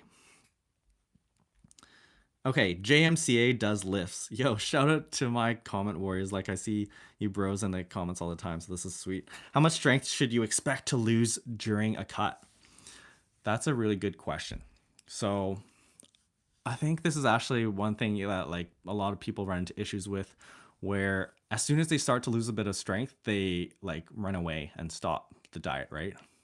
People are very married to their squat, bench, and deadlift numbers. And as soon as that starts to drop a little bit, they get upset. So you will lose some strength, probably. This depends somewhat on your experience level. So for someone who's a beginner, like an absolute beginner, you are probably going to still continue to build strength, even during a mini cut. Like even during the kinds of calorie deficits that we just talked about, you can probably still build strength on your big lifts. And that is just because your body is so new to the lift, and a lot of those adaptations are coming from kind of your neural adaptations, technical adaptations, stuff like that. So you will probably still be able to build strength during a cut. But as you become more experienced, it's going to be harder and harder for you. And eventually you will actually get to a point where you do lose some strength during a cut. In terms of exactly how much to expect, I think this is difficult to exactly quantify because it depends on like how your body responds to the deficit and leverages as well. So I think one of the things that contributes to strength loss is there's just the loss of leverages. Like for example, on a bench, if you don't have as much fat on your chest and your back, your bar like will travel a longer distance. And the same with like a squat, right? Like if you see some of these really big powerlifters and they're like almost like bouncing out of the hole, right? Because their like stomach hits their legs or whatever. Like they just have more leverage.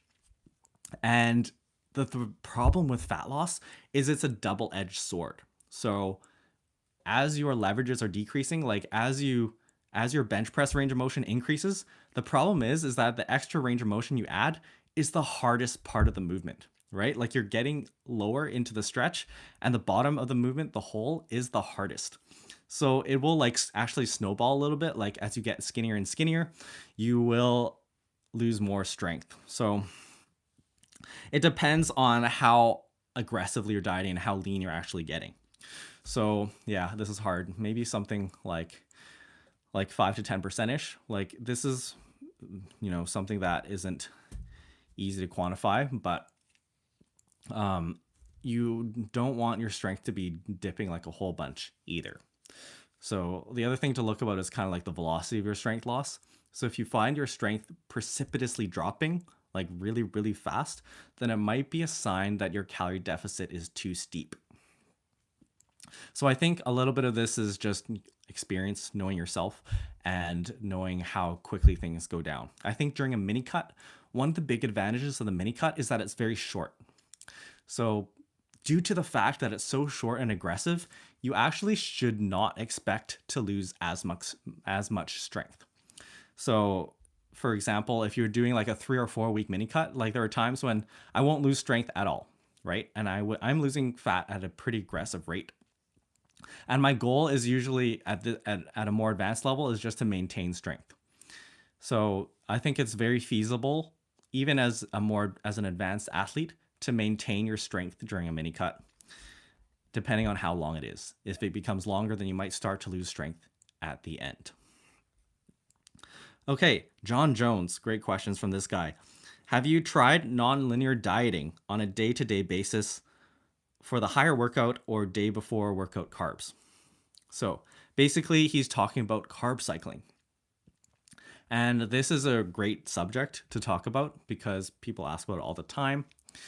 Carb cycling is a little bit of a personal preference thing, I think, although it does become more of an issue during mini cuts. So during lean bulking, I don't think that you need to care about cycling your carbs. It really doesn't matter that much because if you're in a surplus, you've got tons of energy floating around all the time. And since you're like putting on weight, you're putting on muscle and fat, like your body's going to be happy in terms of like an energy standpoint. But during a mini cut, when calories are so scarce, your body really needs all the energy it can get for optimizing training. So this is actually a case where I do think that it's worth trying some carb cycling. Now, the way you carb cycle does matter. So people will come up with all these like fancy like staircase plots and whatever. I'm like, dude, that's way overthinking it.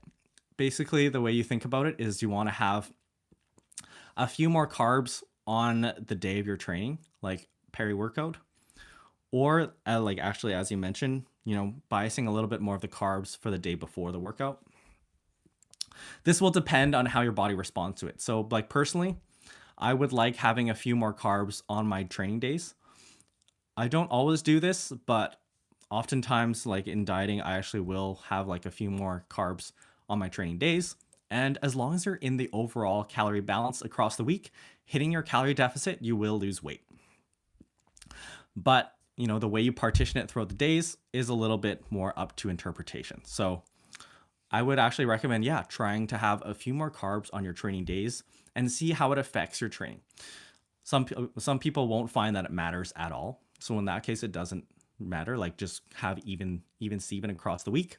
But if you find that you train a little bit better, having more carbs on your training days, then I think that's a good thing. And obviously you will have to subtract some of the carbs from your rest days. But the other thing is, like a lot of training quality when it comes to carbs isn't about the carbs you ate just before your workout, because those are still in your stomach.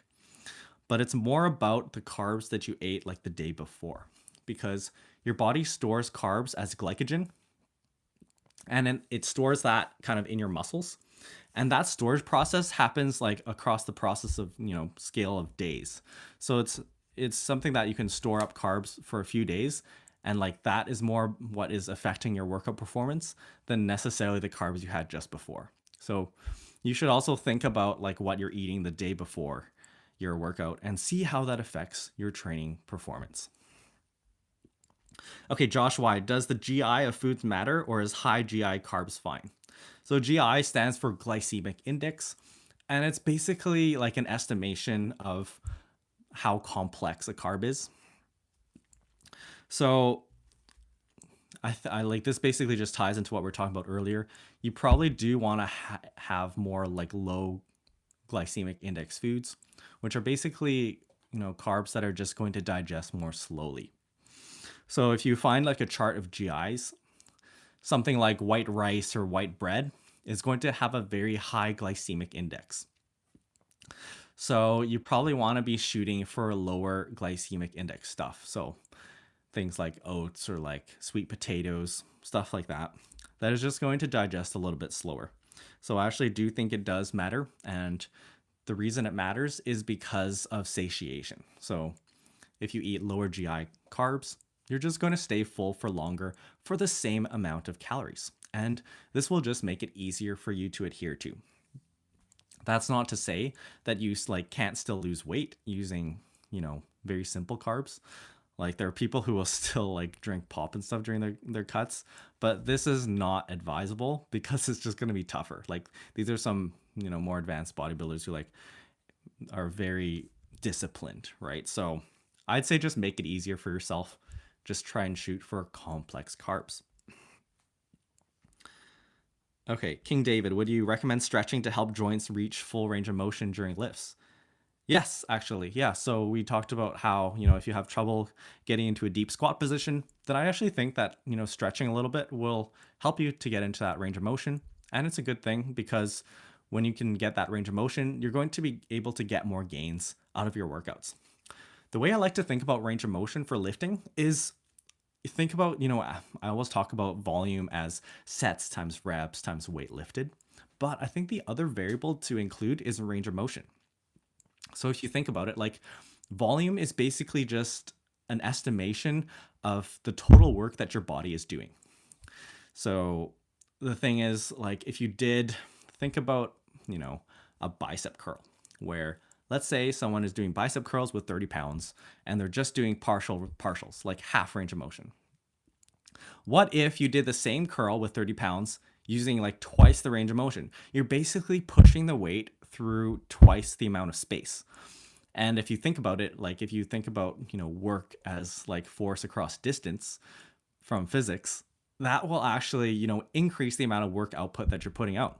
So if you increase the range of motion, you are, doing more work and you're accumulating more volume. So I think that actually being able to get more of a range of motion is actually a useful thing for certain lifts.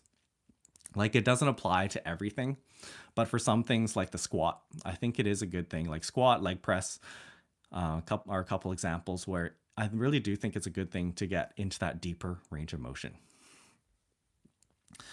Okay, Josh Y, should I eat carbs last in a meal and eat protein vegetables first, or does it not matter? Good question. I think I want to do a stream at some point on like behavioral strategies, like tips and tricks. But the thing is that you want to start off with something that fills you up most. So I actually recommend that people start off their meals with the fruit and vegetable first. And the reason is that like this ties back into our talk about water, right? Like your body responds to distension of the stomach. So if you can fill up your stomach quick using stuff like your plain vegetable sources, you are going to get full, right? So, and that process takes time. So the quicker you can, like the earlier you get in those filling foods, I think the earlier you're going to feel full and the easier it's going to be for you to adhere to your diet. So yeah, I'd recommend starting off with your most filling foods first. So for myself, it's usually the vegetables and then fruits. And I think that protein is actually like another one where, I mean, beyond that, I don't think it matters as much, but whatever, fills you up the most, put that first. Okay. The Steph by, if I stay almost all day in bed, beside going 5 days to the gym, is it really bad? Schools are closed during quarantine and I don't have any activity, only the gym. That's a good question, man. Yeah, like shout out to everyone, getting locked down right now. I feel for you, that's tough. And it's really difficult, especially for like, yeah, if you're trying to lose weight, where activity does matter. Now, in terms of like, this does vary a little bit in terms of bulking and cutting, but overall, the way to think about it is just your overall step count will just affect your energy balance, right? So the more steps you're doing during the day, the more activity you're doing, it will just lead to more calories out on the calories in versus calories out equation. But it isn't necessarily like the end all be all, right? Because you can change your diet as well. So the most important thing for retaining and building muscle is your training.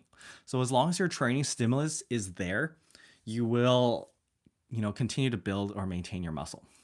How much, activity you do outside of that doesn't matter as much as long as you're getting your overall calorie balance. So if you're trying to cut in a mini cut, you want to be getting into that calorie deficit, and you can get actually most of that through your diet. So basically, if you're stuck in your place and you're like really not allowed to go out, that is not that big a deal. Like it doesn't stop you from losing weight, because you can still manipulate your diet. So basically the answer is just eat less, right? Like track things, according to your weight and make changes according to your scale weight fluctuations. But in the end, the scale weight is all that like really matters as long as your training is good quality. And beyond that, if you're unable to perform a lot of activity, then just eat less. And this actually applies to me as like a radiologist because, for me, I actually spend a lot of time seated, right? Like I do a lot of computer work for radiology, which is like reading CT scans, MRIs, and X-rays. So I'm actually not super active at work. And basically all that means is that my calorie intake for fat loss is relatively low. If you compared to someone who like does a lot of walking, like let's say you're a postman or something, like you're walking around all day, in that case, you would need to eat a lot more, right? And you would be allowed to eat a lot more because you need that in order to hit your overall calorie balance. But if you're a pretty stationary person, that's not a terrible thing. Like overall, as we said, I do recommend trying to have some activity for health, but it doesn't stop you from hitting your bodybuilding goals. So you totally still can bulk and cut, even if you're not, super active. Okay, is months/years of lean muscle mass truly better in burning stubborn fat tissue versus lacking muscle? So I think we're getting at, or is it somewhat impossible to lose years of that fat tissue, loose skin? Okay, so stubborn fat. People, will talk about special tips and tricks to lose stubborn fat. There isn't too much magic. There's nothing magical about it. Stubborn fat is just fat that's there, but you weren't able to get into enough of a calorie surplus for long enough to burn it off.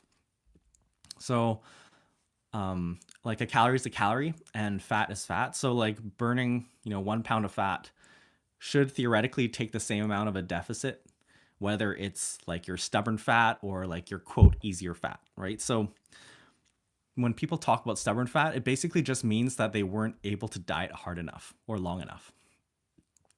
So like, let's say you start off with your like abs very barely visible and you want to get to the point where you have like a very well-defined six pack. But a lot of people, after losing maybe 5 or 10 pounds, they just can't hold on to the diet anymore. And that's the reason they never get lean, So the answer to that is to continue your diet, right? As I said, we don't want to be trying to lose more than about 10% of your body weight in one mini cut. So you might have to do it in a few chunks, but you've got to just stay persistent and stay in that calorie deficit, because if you are in a calorie deficit for long enough, you will burn all of your stubborn body fat. There will be some issues at some point where as you get really lean, your calorie intake is just going to get low. And when your calorie intake is low enough, like it's just going to get really hard. So stubborn body fat, like basically just means, you're getting into that position where it's harder and harder to lose fat. And a lot of that is just your ability to stay consistent and sustainable. So yeah, in terms of extreme fat loss, if you really want to get into like contest prep lean, that's a little bit of another bucket. I talk more about that kind of advanced stuff on my podcast, Swole Radio. So you can always check out those episodes where I talk about extreme fat loss. But for the most part, like if you're just trying to get down to like 10%, it's really just a question of getting into that calorie deficit and staying in it. Okay, what is better, low or high GI carbs pre-workout? So in terms of the type of carbs that you put into your system, before a workout, like it doesn't matter a whole lot, but the main thing you want to think about for food choices is how your body responds to it and how your training performance does. So for a lot of people, they probably will train a little bit, better if they have a simpler carb before their workout. This applies more if you're bulking. So like if you're bulking, you have a lot of carbs lying around. So, you probably want to put something a bit simpler in your body just before you work out, just so you don't run into like GI issues like puking and stuff. But beyond that, if you're in a deficit, having simpler carbs might help you a little bit, but overall, your body is just so hungry, like you're in a big deficit already, that it probably won't matter that much. Like for myself, if I'm in a pretty steep deficit, even if I have relatively complex carbs before my workouts in a cut, your portions are so small already that it doesn't really matter as much. So for me, like even if I have my regular carb sources before my workout, it's going to be fine. But that might be different for some people. So see how your body responds to it. But as a rule of thumb, you probably want to put your more simple carb sources kind of in that peri-workout period, like pre-workout and post-workout. And your more complex carb sources will go at other parts of the day, like, early in the morning, assuming you're training in the evening, or like later in the day. King David, what kind of education did you take to become a radiologist? So the way it works here in Canada is like I did 3 years of undergrad and then I went into med school. Med school is 4 years. And now I'm in a residency program, which is basically like I'm a doctor, like I'm an MD, but I'm still doing specialized training in radiology. And that's like 5 years. So I'm in year 3 of that residency. It's a long road. But it's fun. It's a good time. Josh, why do carbs make you sleepy? I eat oats for breakfast and sometimes feel tired during the day. I mean, for some people, it will. Like, this will depend a lot on the person and the type of food. So this is something you need to play with to find what works for you. But a lot of people will find that if you have like a huge bolus of carbs all at once, they will like crash later on, right? And that like does have to do with insulin and some of the more complex physiology that we're not going to get into. But yes, it can if you have like a lot for you. So like it doesn't necessarily matter, like absolutely whether you have a lot of carbs or not, but it does depend on how it affects you. If you find, for some people, if they have a lot of fats, it will make them sleepy, or just having a lot of calories in general at one time. So this is part of the reason why I advocate for people trying to spread out their carb and calorie intake as much as possible. So this will just get around a lot of those issues where people are finding like, yeah, their energy goes up and down during the day. And, it doesn't necessarily, it shouldn't be a big issue as long as you're spreading things out pretty well. Okay, Josh, why thoughts on ACV? So I'm assuming you're meaning apple cider vinegar. I don't think there's anything special about that. And, just as we said, there's not really any superfoods. The Steph by, is it bad if you train to failure every set if you keep the volume low? This is a great question. We're going to get more into failure training on another episode where I really want to like do a proper, live session on it. But yeah, training to failure is a, very contentious topic. So it depends on your response. So the way to think about it is you have a trade-off between intensity and volume. Intensity is how heavy you're lifting, and you can also lump in like how close you go to failure.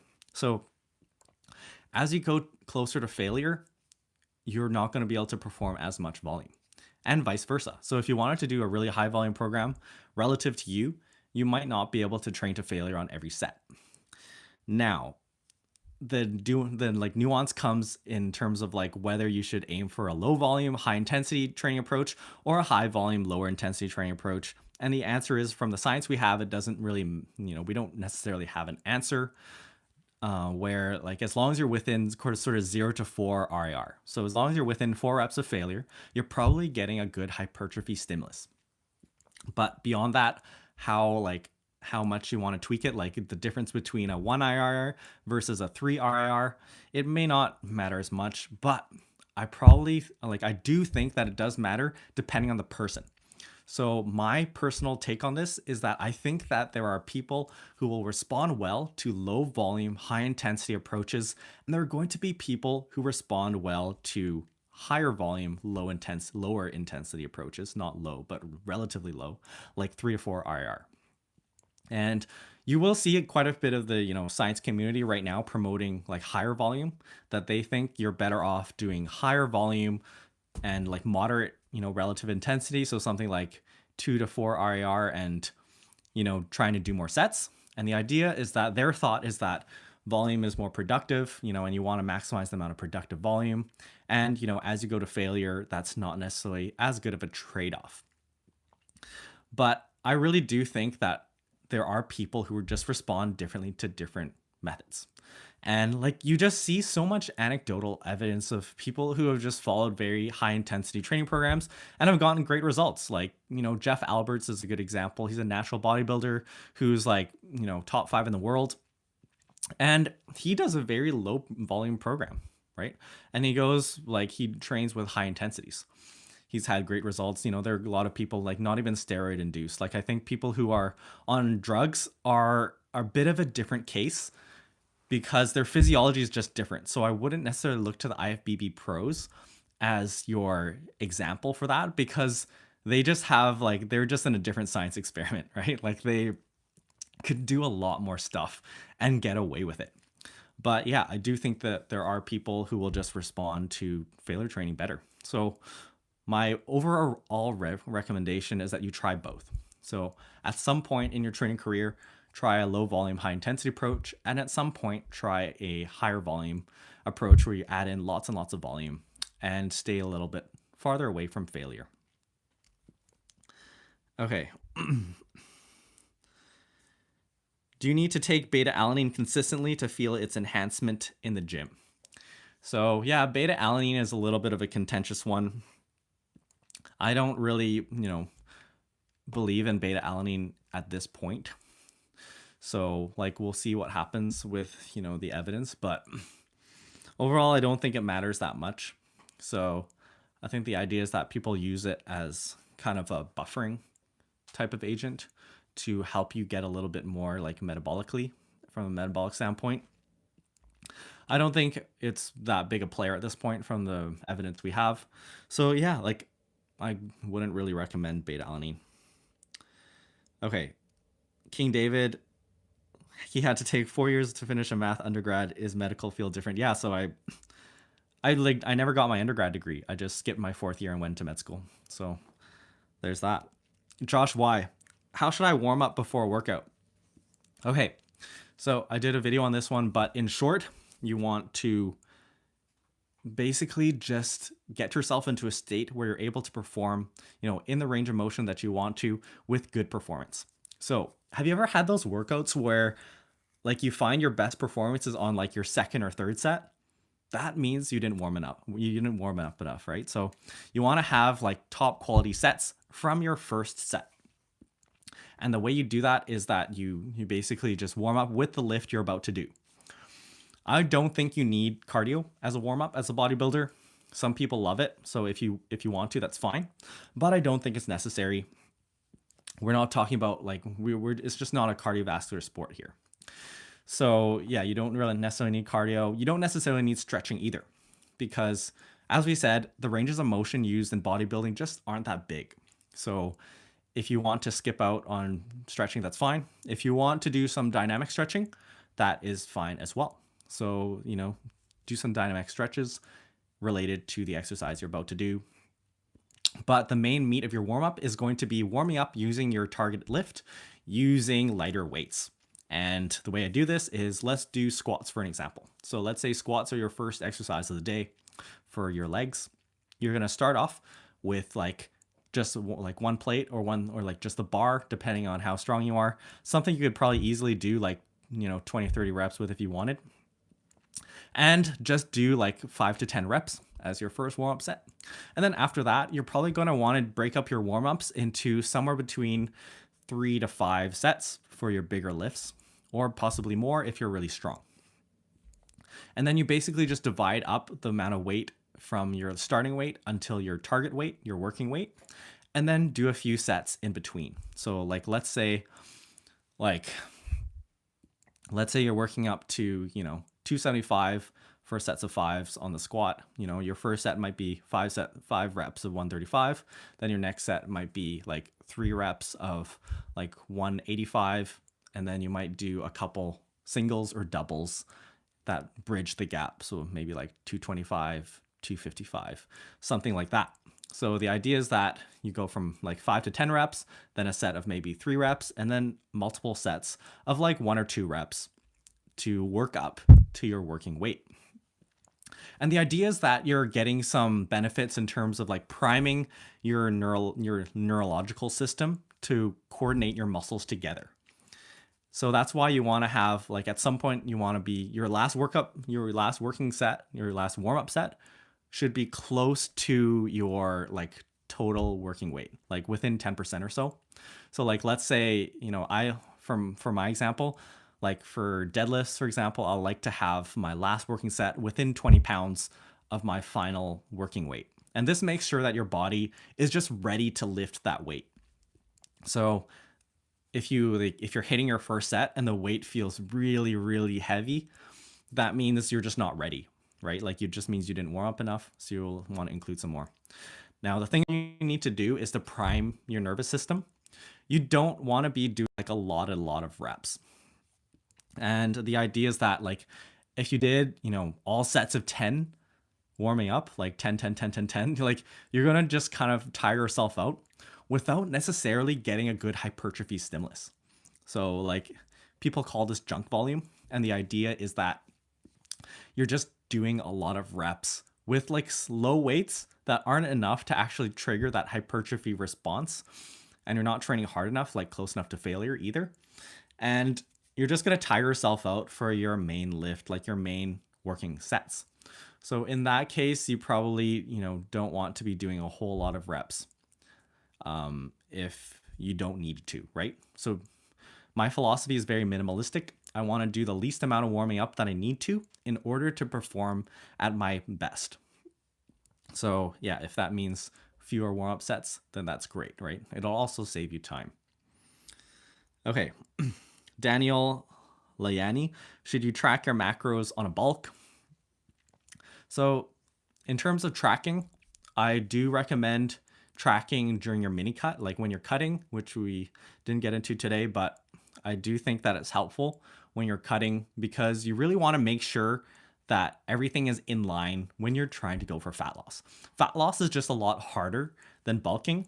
So you want to make sure that you're not wasting your time, right? Like, if you weren't tracking and then you find out that you like weren't losing weight for a couple of weeks, that's going to be really frustrating. So I'd recommend actually tracking during your cuts, at least until you're very advanced. For myself, I still like to track during my mini cuts just because it gives me that peace of mind, and it actually like kind of makes the day a bit easier, like in terms of a decision standpoint. If you go into the day knowing what you're going to do and you kind of like use the numbers as your guide, you don't need to like stress out about like, oh, what should I be eating? Like, I have, what do I have left, or what should I be doing, right? Now, in terms of bulking, it doesn't matter as much, right? Because as long as you're in a surplus, you're going to be building muscle. Obviously, I do recommend pretty conservative lean bulking rates, but the most important thing is guiding your progress by scale weight. So if you find that you have trouble hitting your targets in terms of scale weight, then you might want to track. And I actually do think that it's worthwhile tracking at some point during your bodybuilding career, like as a beginner. Okay, so like even during bulking, just try tracking for like a couple months or so. It doesn't have to be really rigid. Like, what I would do is just take a food diary of everything you ate during that week or for a few days, and let's just do a periodic audit. Like, just check. So, write down what you ate. Like, okay, I ate 2 cups of rice and like 200 grams of chicken, over a couple of meals or whatever, and then put it into Google, be honest, and figure out, what your calorie and macro intake is. Put it into a spreadsheet and just kind of like have that data on hand, because it will allow you to go back to that data later on and make decisions, right? So if you found that like, oh, wow, like, I was actually eating a lot more calories than I expected. Like, oh, wow, like I didn't know peanut butter had that many calories. So yeah, I think it's really good to at some point try tracking, because it just feeds a lot of that information into your brain, and get used to doing it early, right? So the earlier you do it, the earlier you will get a handle on things, and the sooner it will get like baked into your subconscious, right? So like at this point, when I walk into my fridge, it's like the freaking Matrix, right? Like the numbers are just falling down in my head. I already know what I'm eating. So like I can put together a meal plan in my head. I won't write anything down at this point. So like that's where you want to get to. You want to get to a point where you understand macros. You can just look at foods and understand what you're putting in. So yeah, I do think tracking is a useful thing at some point during bulk. But later on, once you get more used to things, you get into the groove of setting up your foods. I don't want people tracking perpetually, right? The goal of bodybuilding is to be flexible about it.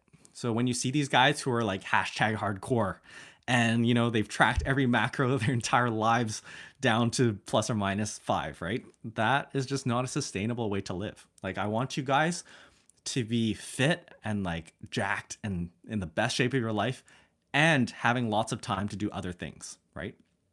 So I would recommend trying to get to the point where you don't need to track. And for most people, after you've done it for a little bit, you won't need to track during a bulk because you can just guide by scale weight and your satiety. So basically eat until you're full. You'll get a gauge of how full you need to be during a bulk and then just follow your scale weight. So take your daily, average it out across each week and then see how it does. So like, for me, when I'm bulking, I'm aiming for 1 pound of weight gain per month. So I will like average my weekly, like across the week. I only weigh myself once in a while nowadays, but like you should probably at first weigh yourself every day, take the average, and I theoretically should be gaining 0.25 pounds per week.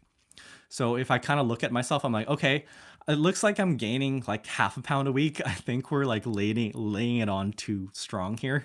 So let's cut back on the chips, okay? So like in those cases, like when I see that the trend is falling off plan, then I will just make adjustments on the fly. Or I'll just be like, okay, now I probably shouldn't be feeling as full as I have been over the last few weeks.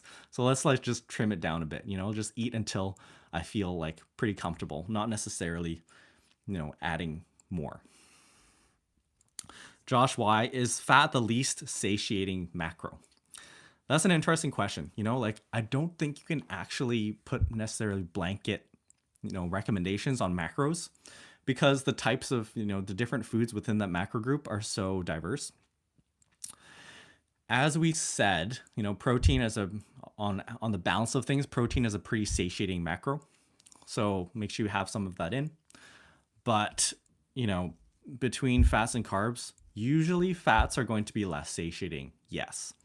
And the idea is that you just have more calories per gram, right? Like 1 gram of fat is 9 calories. And that is like more than twice how much carbs have. So, if you were to eat like a lot of fats, you just won't be able to eat very much.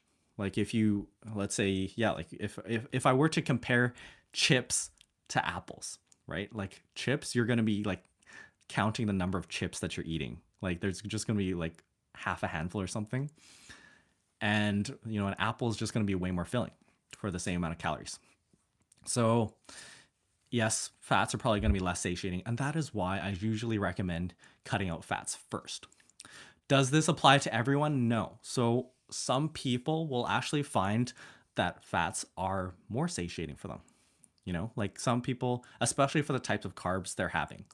For myself, having certain types of carbs, I know will just fly right through me. Like I will just not feel full after eating them or get hungry very soon after. So those types of carbs are not going to be as helpful for, a mini cut.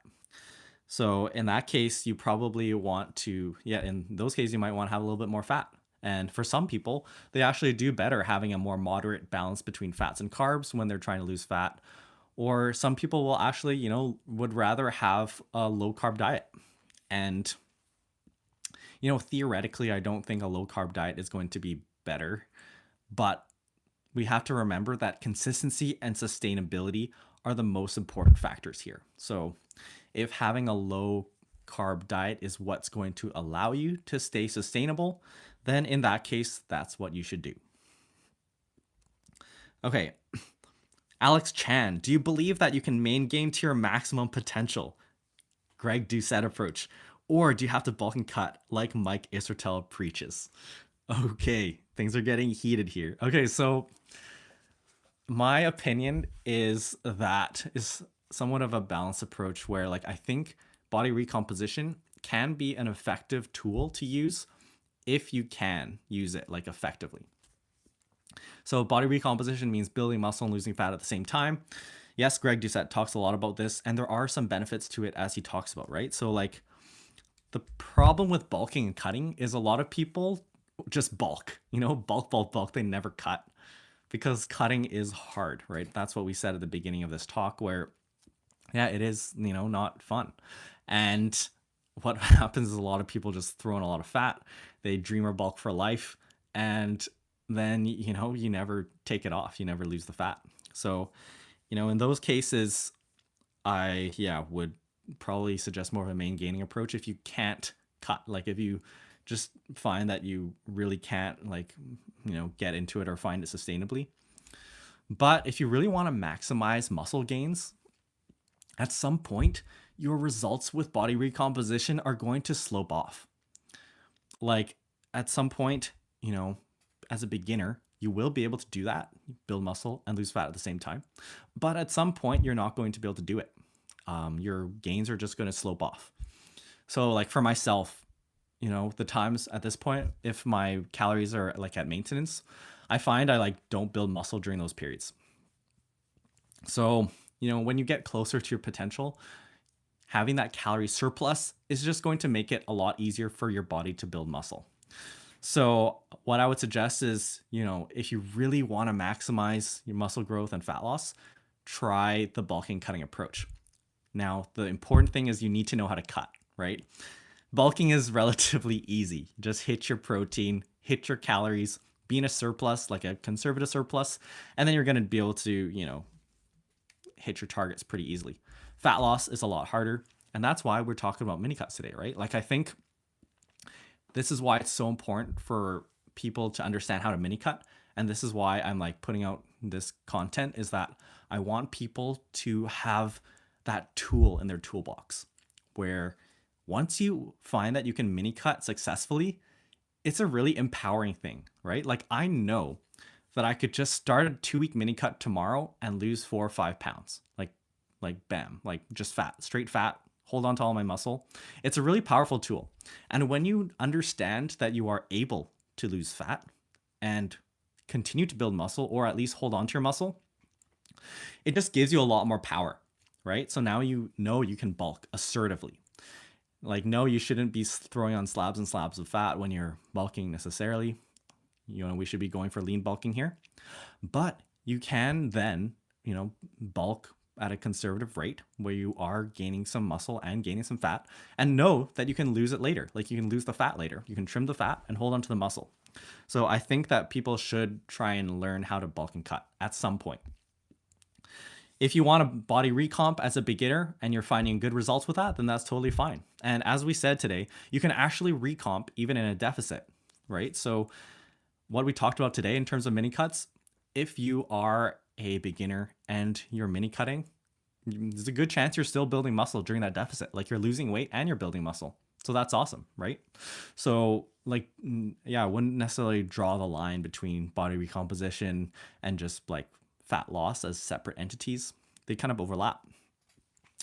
Now, when you really want to maximize your results, or if you find your results sloping off, then you will want to switch to bulking cutting. And this is where I do agree with Mike Isfertel.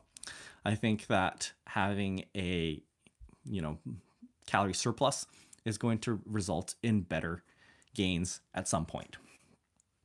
But I do understand where Greg is coming from, where he says he basically doesn't want the average person to just get fat, right? And I think that if you're one of those people who never is going to cut, then you probably want to go for something more of a maingaining or body recomposition type approach. The legendary unending dreamer bulk, John Jones. So beautiful. Yes, I wish I could do that. So, okay. Josh Y, after a bulk/cut phase, should I just maingain? So yeah, that's interesting, right? Like the maintenance phases. So people talk about, After you do a bulking phase or after you do a cutting phase, you should have a period of maintenance where you're just keeping your calories at maintenance and you're not necessarily gaining or losing weight. I don't think that, I personally don't believe in that. So there is, this is something that people talk about in the science-based community, and I can understand where they're coming from. The idea is that you kind of want to get your body, used to that new state, like used to the new body weight. And so you're not kind of yo-yoing as much. Like, I don't think it's that much of an issue. I think that maintenance phases are a little bit of a waste of time as a bodybuilder. Like bulk and cut are going to be your main tools, because when you're bulking, that's when you're really maximizing muscle growth. And the name of the game is getting bigger, right? Like we all want to be huge at some point. And you can't carve, a statue out of a pebble. So at some point, I think that you want to maximize your time bulking and cutting. You want to minimize your time cutting. And that's the purpose of our aggressive mini cuts. But yeah, like, I don't think you really need to have maintenance phases dedicated. So yeah, somewhat of a controversial opinion, but I think that you're better off just spending more time bulking. So like, let's say you just finished a cut, I would just go right into a lean bulk. And obviously you want to be careful during that transition, because it's very easy to rebound. And you hear stories about people putting on like 40 pounds in a month after their contest prep ends. I do not advocate for that. That actually, probably isn't healthy. And like, you're not going to get any more gains from that either. So I would recommend just having, like a conservative bulk and transitioning into that gradually, or like not necessarily gradually, but just transitioning to that in an intelligent way, right? Where go into it with a plan. So it's like this. Okay, my cut is finishing on Sunday and I'm going to start my lean bulk on Monday. How many calories should I be adding? Okay, like first of all, let's just add in some more carbs, because you're probably going to be really hungry and you probably want those carbs to make you feel full and help your training quality. So I'd recommend just adding carbs in first.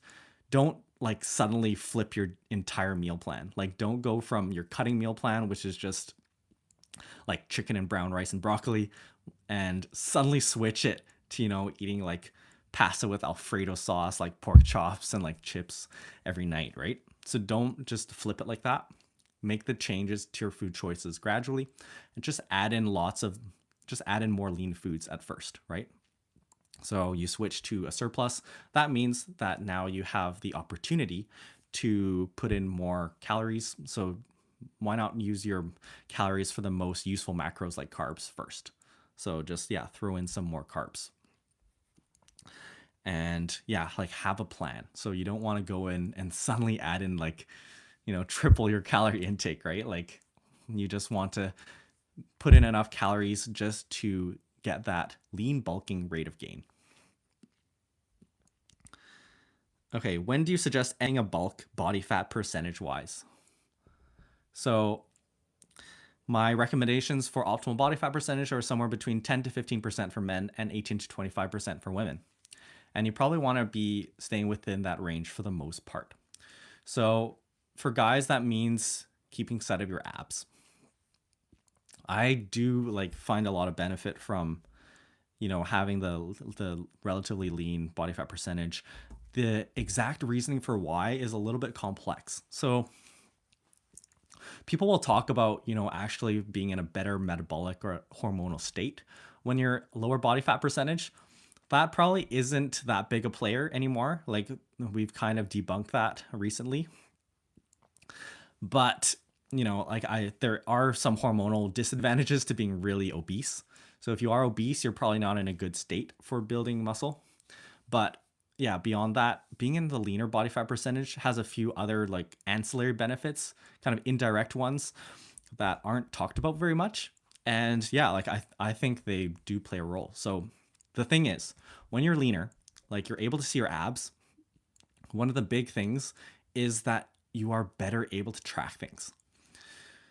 Once you start losing sight of your abs, you can very quickly throw on a lot of fat without noticing. And people run into this problem all the time where they're just like, you see pictures of them, right? And they're just like, oh yeah, I'm probably sitting around, 15%, and they've got like, a pot belly. And it's just like, bro, you're just miles off, right? And this is where people run into issues where if you can see a six pack, like you're not fat, right? Like you're not running away, you're not losing sight of the forest. So that's one of the biggest reasons why I actually recommend people stay in that lower body fat percentage, because if you, lose sight of your abs, it's like, who knows? All bets are off. Obviously, if you're very experienced, you can still have a good idea, but I think that it's helpful to stay in the leaner end. And the other thing is a couple other reasons I suggest it is, second of all, is health. So here's the doctor point, right? Like, I think that being leaner is just going to be healthier as long as you don't get too lean, right? So for men, probably don't go too much below 10% body fat. For women, you don't want to be losing your period, and you don't want to be, really losing training performance and all that kind of stuff, low mood and that. But once you're past that, just being lean is probably going to be more healthy. And I think that, it's hard to say exactly, like, sure, there's nothing wrong with being like 20%, I think, from, an absolute health, perspective. Like, as a doctor, I couldn't go and tell patients like you need to be 10% to be healthy. But my personal opinion is that people who are going to be on the leaner end are probably going to be healthier in the long term. This is, I think, something that, isn't talked about a lot, because people just, the average person, like your average doctor, probably isn't that lean, right? So, but I do think that being on the leaner end is going to be healthier. And the last point is that it's just more aesthetic, right? So, we live in an Instagram era. So if like you're going to be in a position where you're getting good gains and it's easier to track things, probably good for health, why not be lean? Why not have abs year round? I think that's great. So in my current approach to bulking, I am trying to have my abs visible all the time. Even at the top end of my bulk, like I'm nearing the end of my bulk right now. I'm probably going to gain maybe 2 more pounds before I do a mini cut, but I can still see my abs. So like, it's great. What can I say? I feel good, and it's a good life. So, okay. Let's see. Josh Y, what do you think about maingaining after a bulk instead of cutting? Yeah, as we said, I don't like maingaining isn't necessarily a bad thing. If you can do it, that's great. Like if you're able to do body recomposition, that's fine. But I don't think you really need those phases in like where your calories are at maintenance or somewhere around. And so like I would say just go from transition from bulking into cutting, and then transition from cutting into lean bulking, and don't spend too much time at maintenance calories, because we want to be assertive here, right? Like we want to make the most of our time. And if you know how to lean bulk correctly and you know how to mini cut correctly without losing muscle, I think that those are going to be the most important phases for bodybuilders to use. And that is personally what I'm doing, because that's what I think is going to be the best. Okay. So, Tahir Zion. People say that I'm lean because I'm pretty vascular and have striations in my chest and shoulders. And I also have a biceps vein and a shoulder vein, but I don't see my abs unless flexed. Should I cut? So, estimating your body fat is tricky, especially when you start getting into a bit of the, borderline zone. I would say that like just try and be able to see your abs when, I think when flex is fine. So like if you aren't flexing and you have bad lighting, like it's, easy for you not to see your abs. But if you can see them when they're flexed, you're probably not too far out of the woods. So if you're having good progress with your lean bulk, then I'd say continue. So the caveat is some people will find that they will get this kind of bulking and, fatigue, where I actually get this, where after you bulk for a long time, we're talking about longer time scales here, like, 8 to 10 months. People will find that they actually, start getting sick of being in a calorie surplus. This doesn't apply to everyone, mind you. Like a lot of people obviously will enjoy being in the surplus for a long time.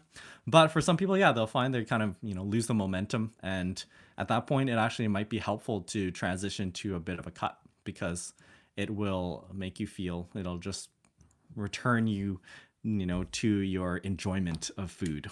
Like after I've been bulking for a long time, I just don't want to eat. So yeah, like if you are in that state, then maybe it's a good time to do a mini cut.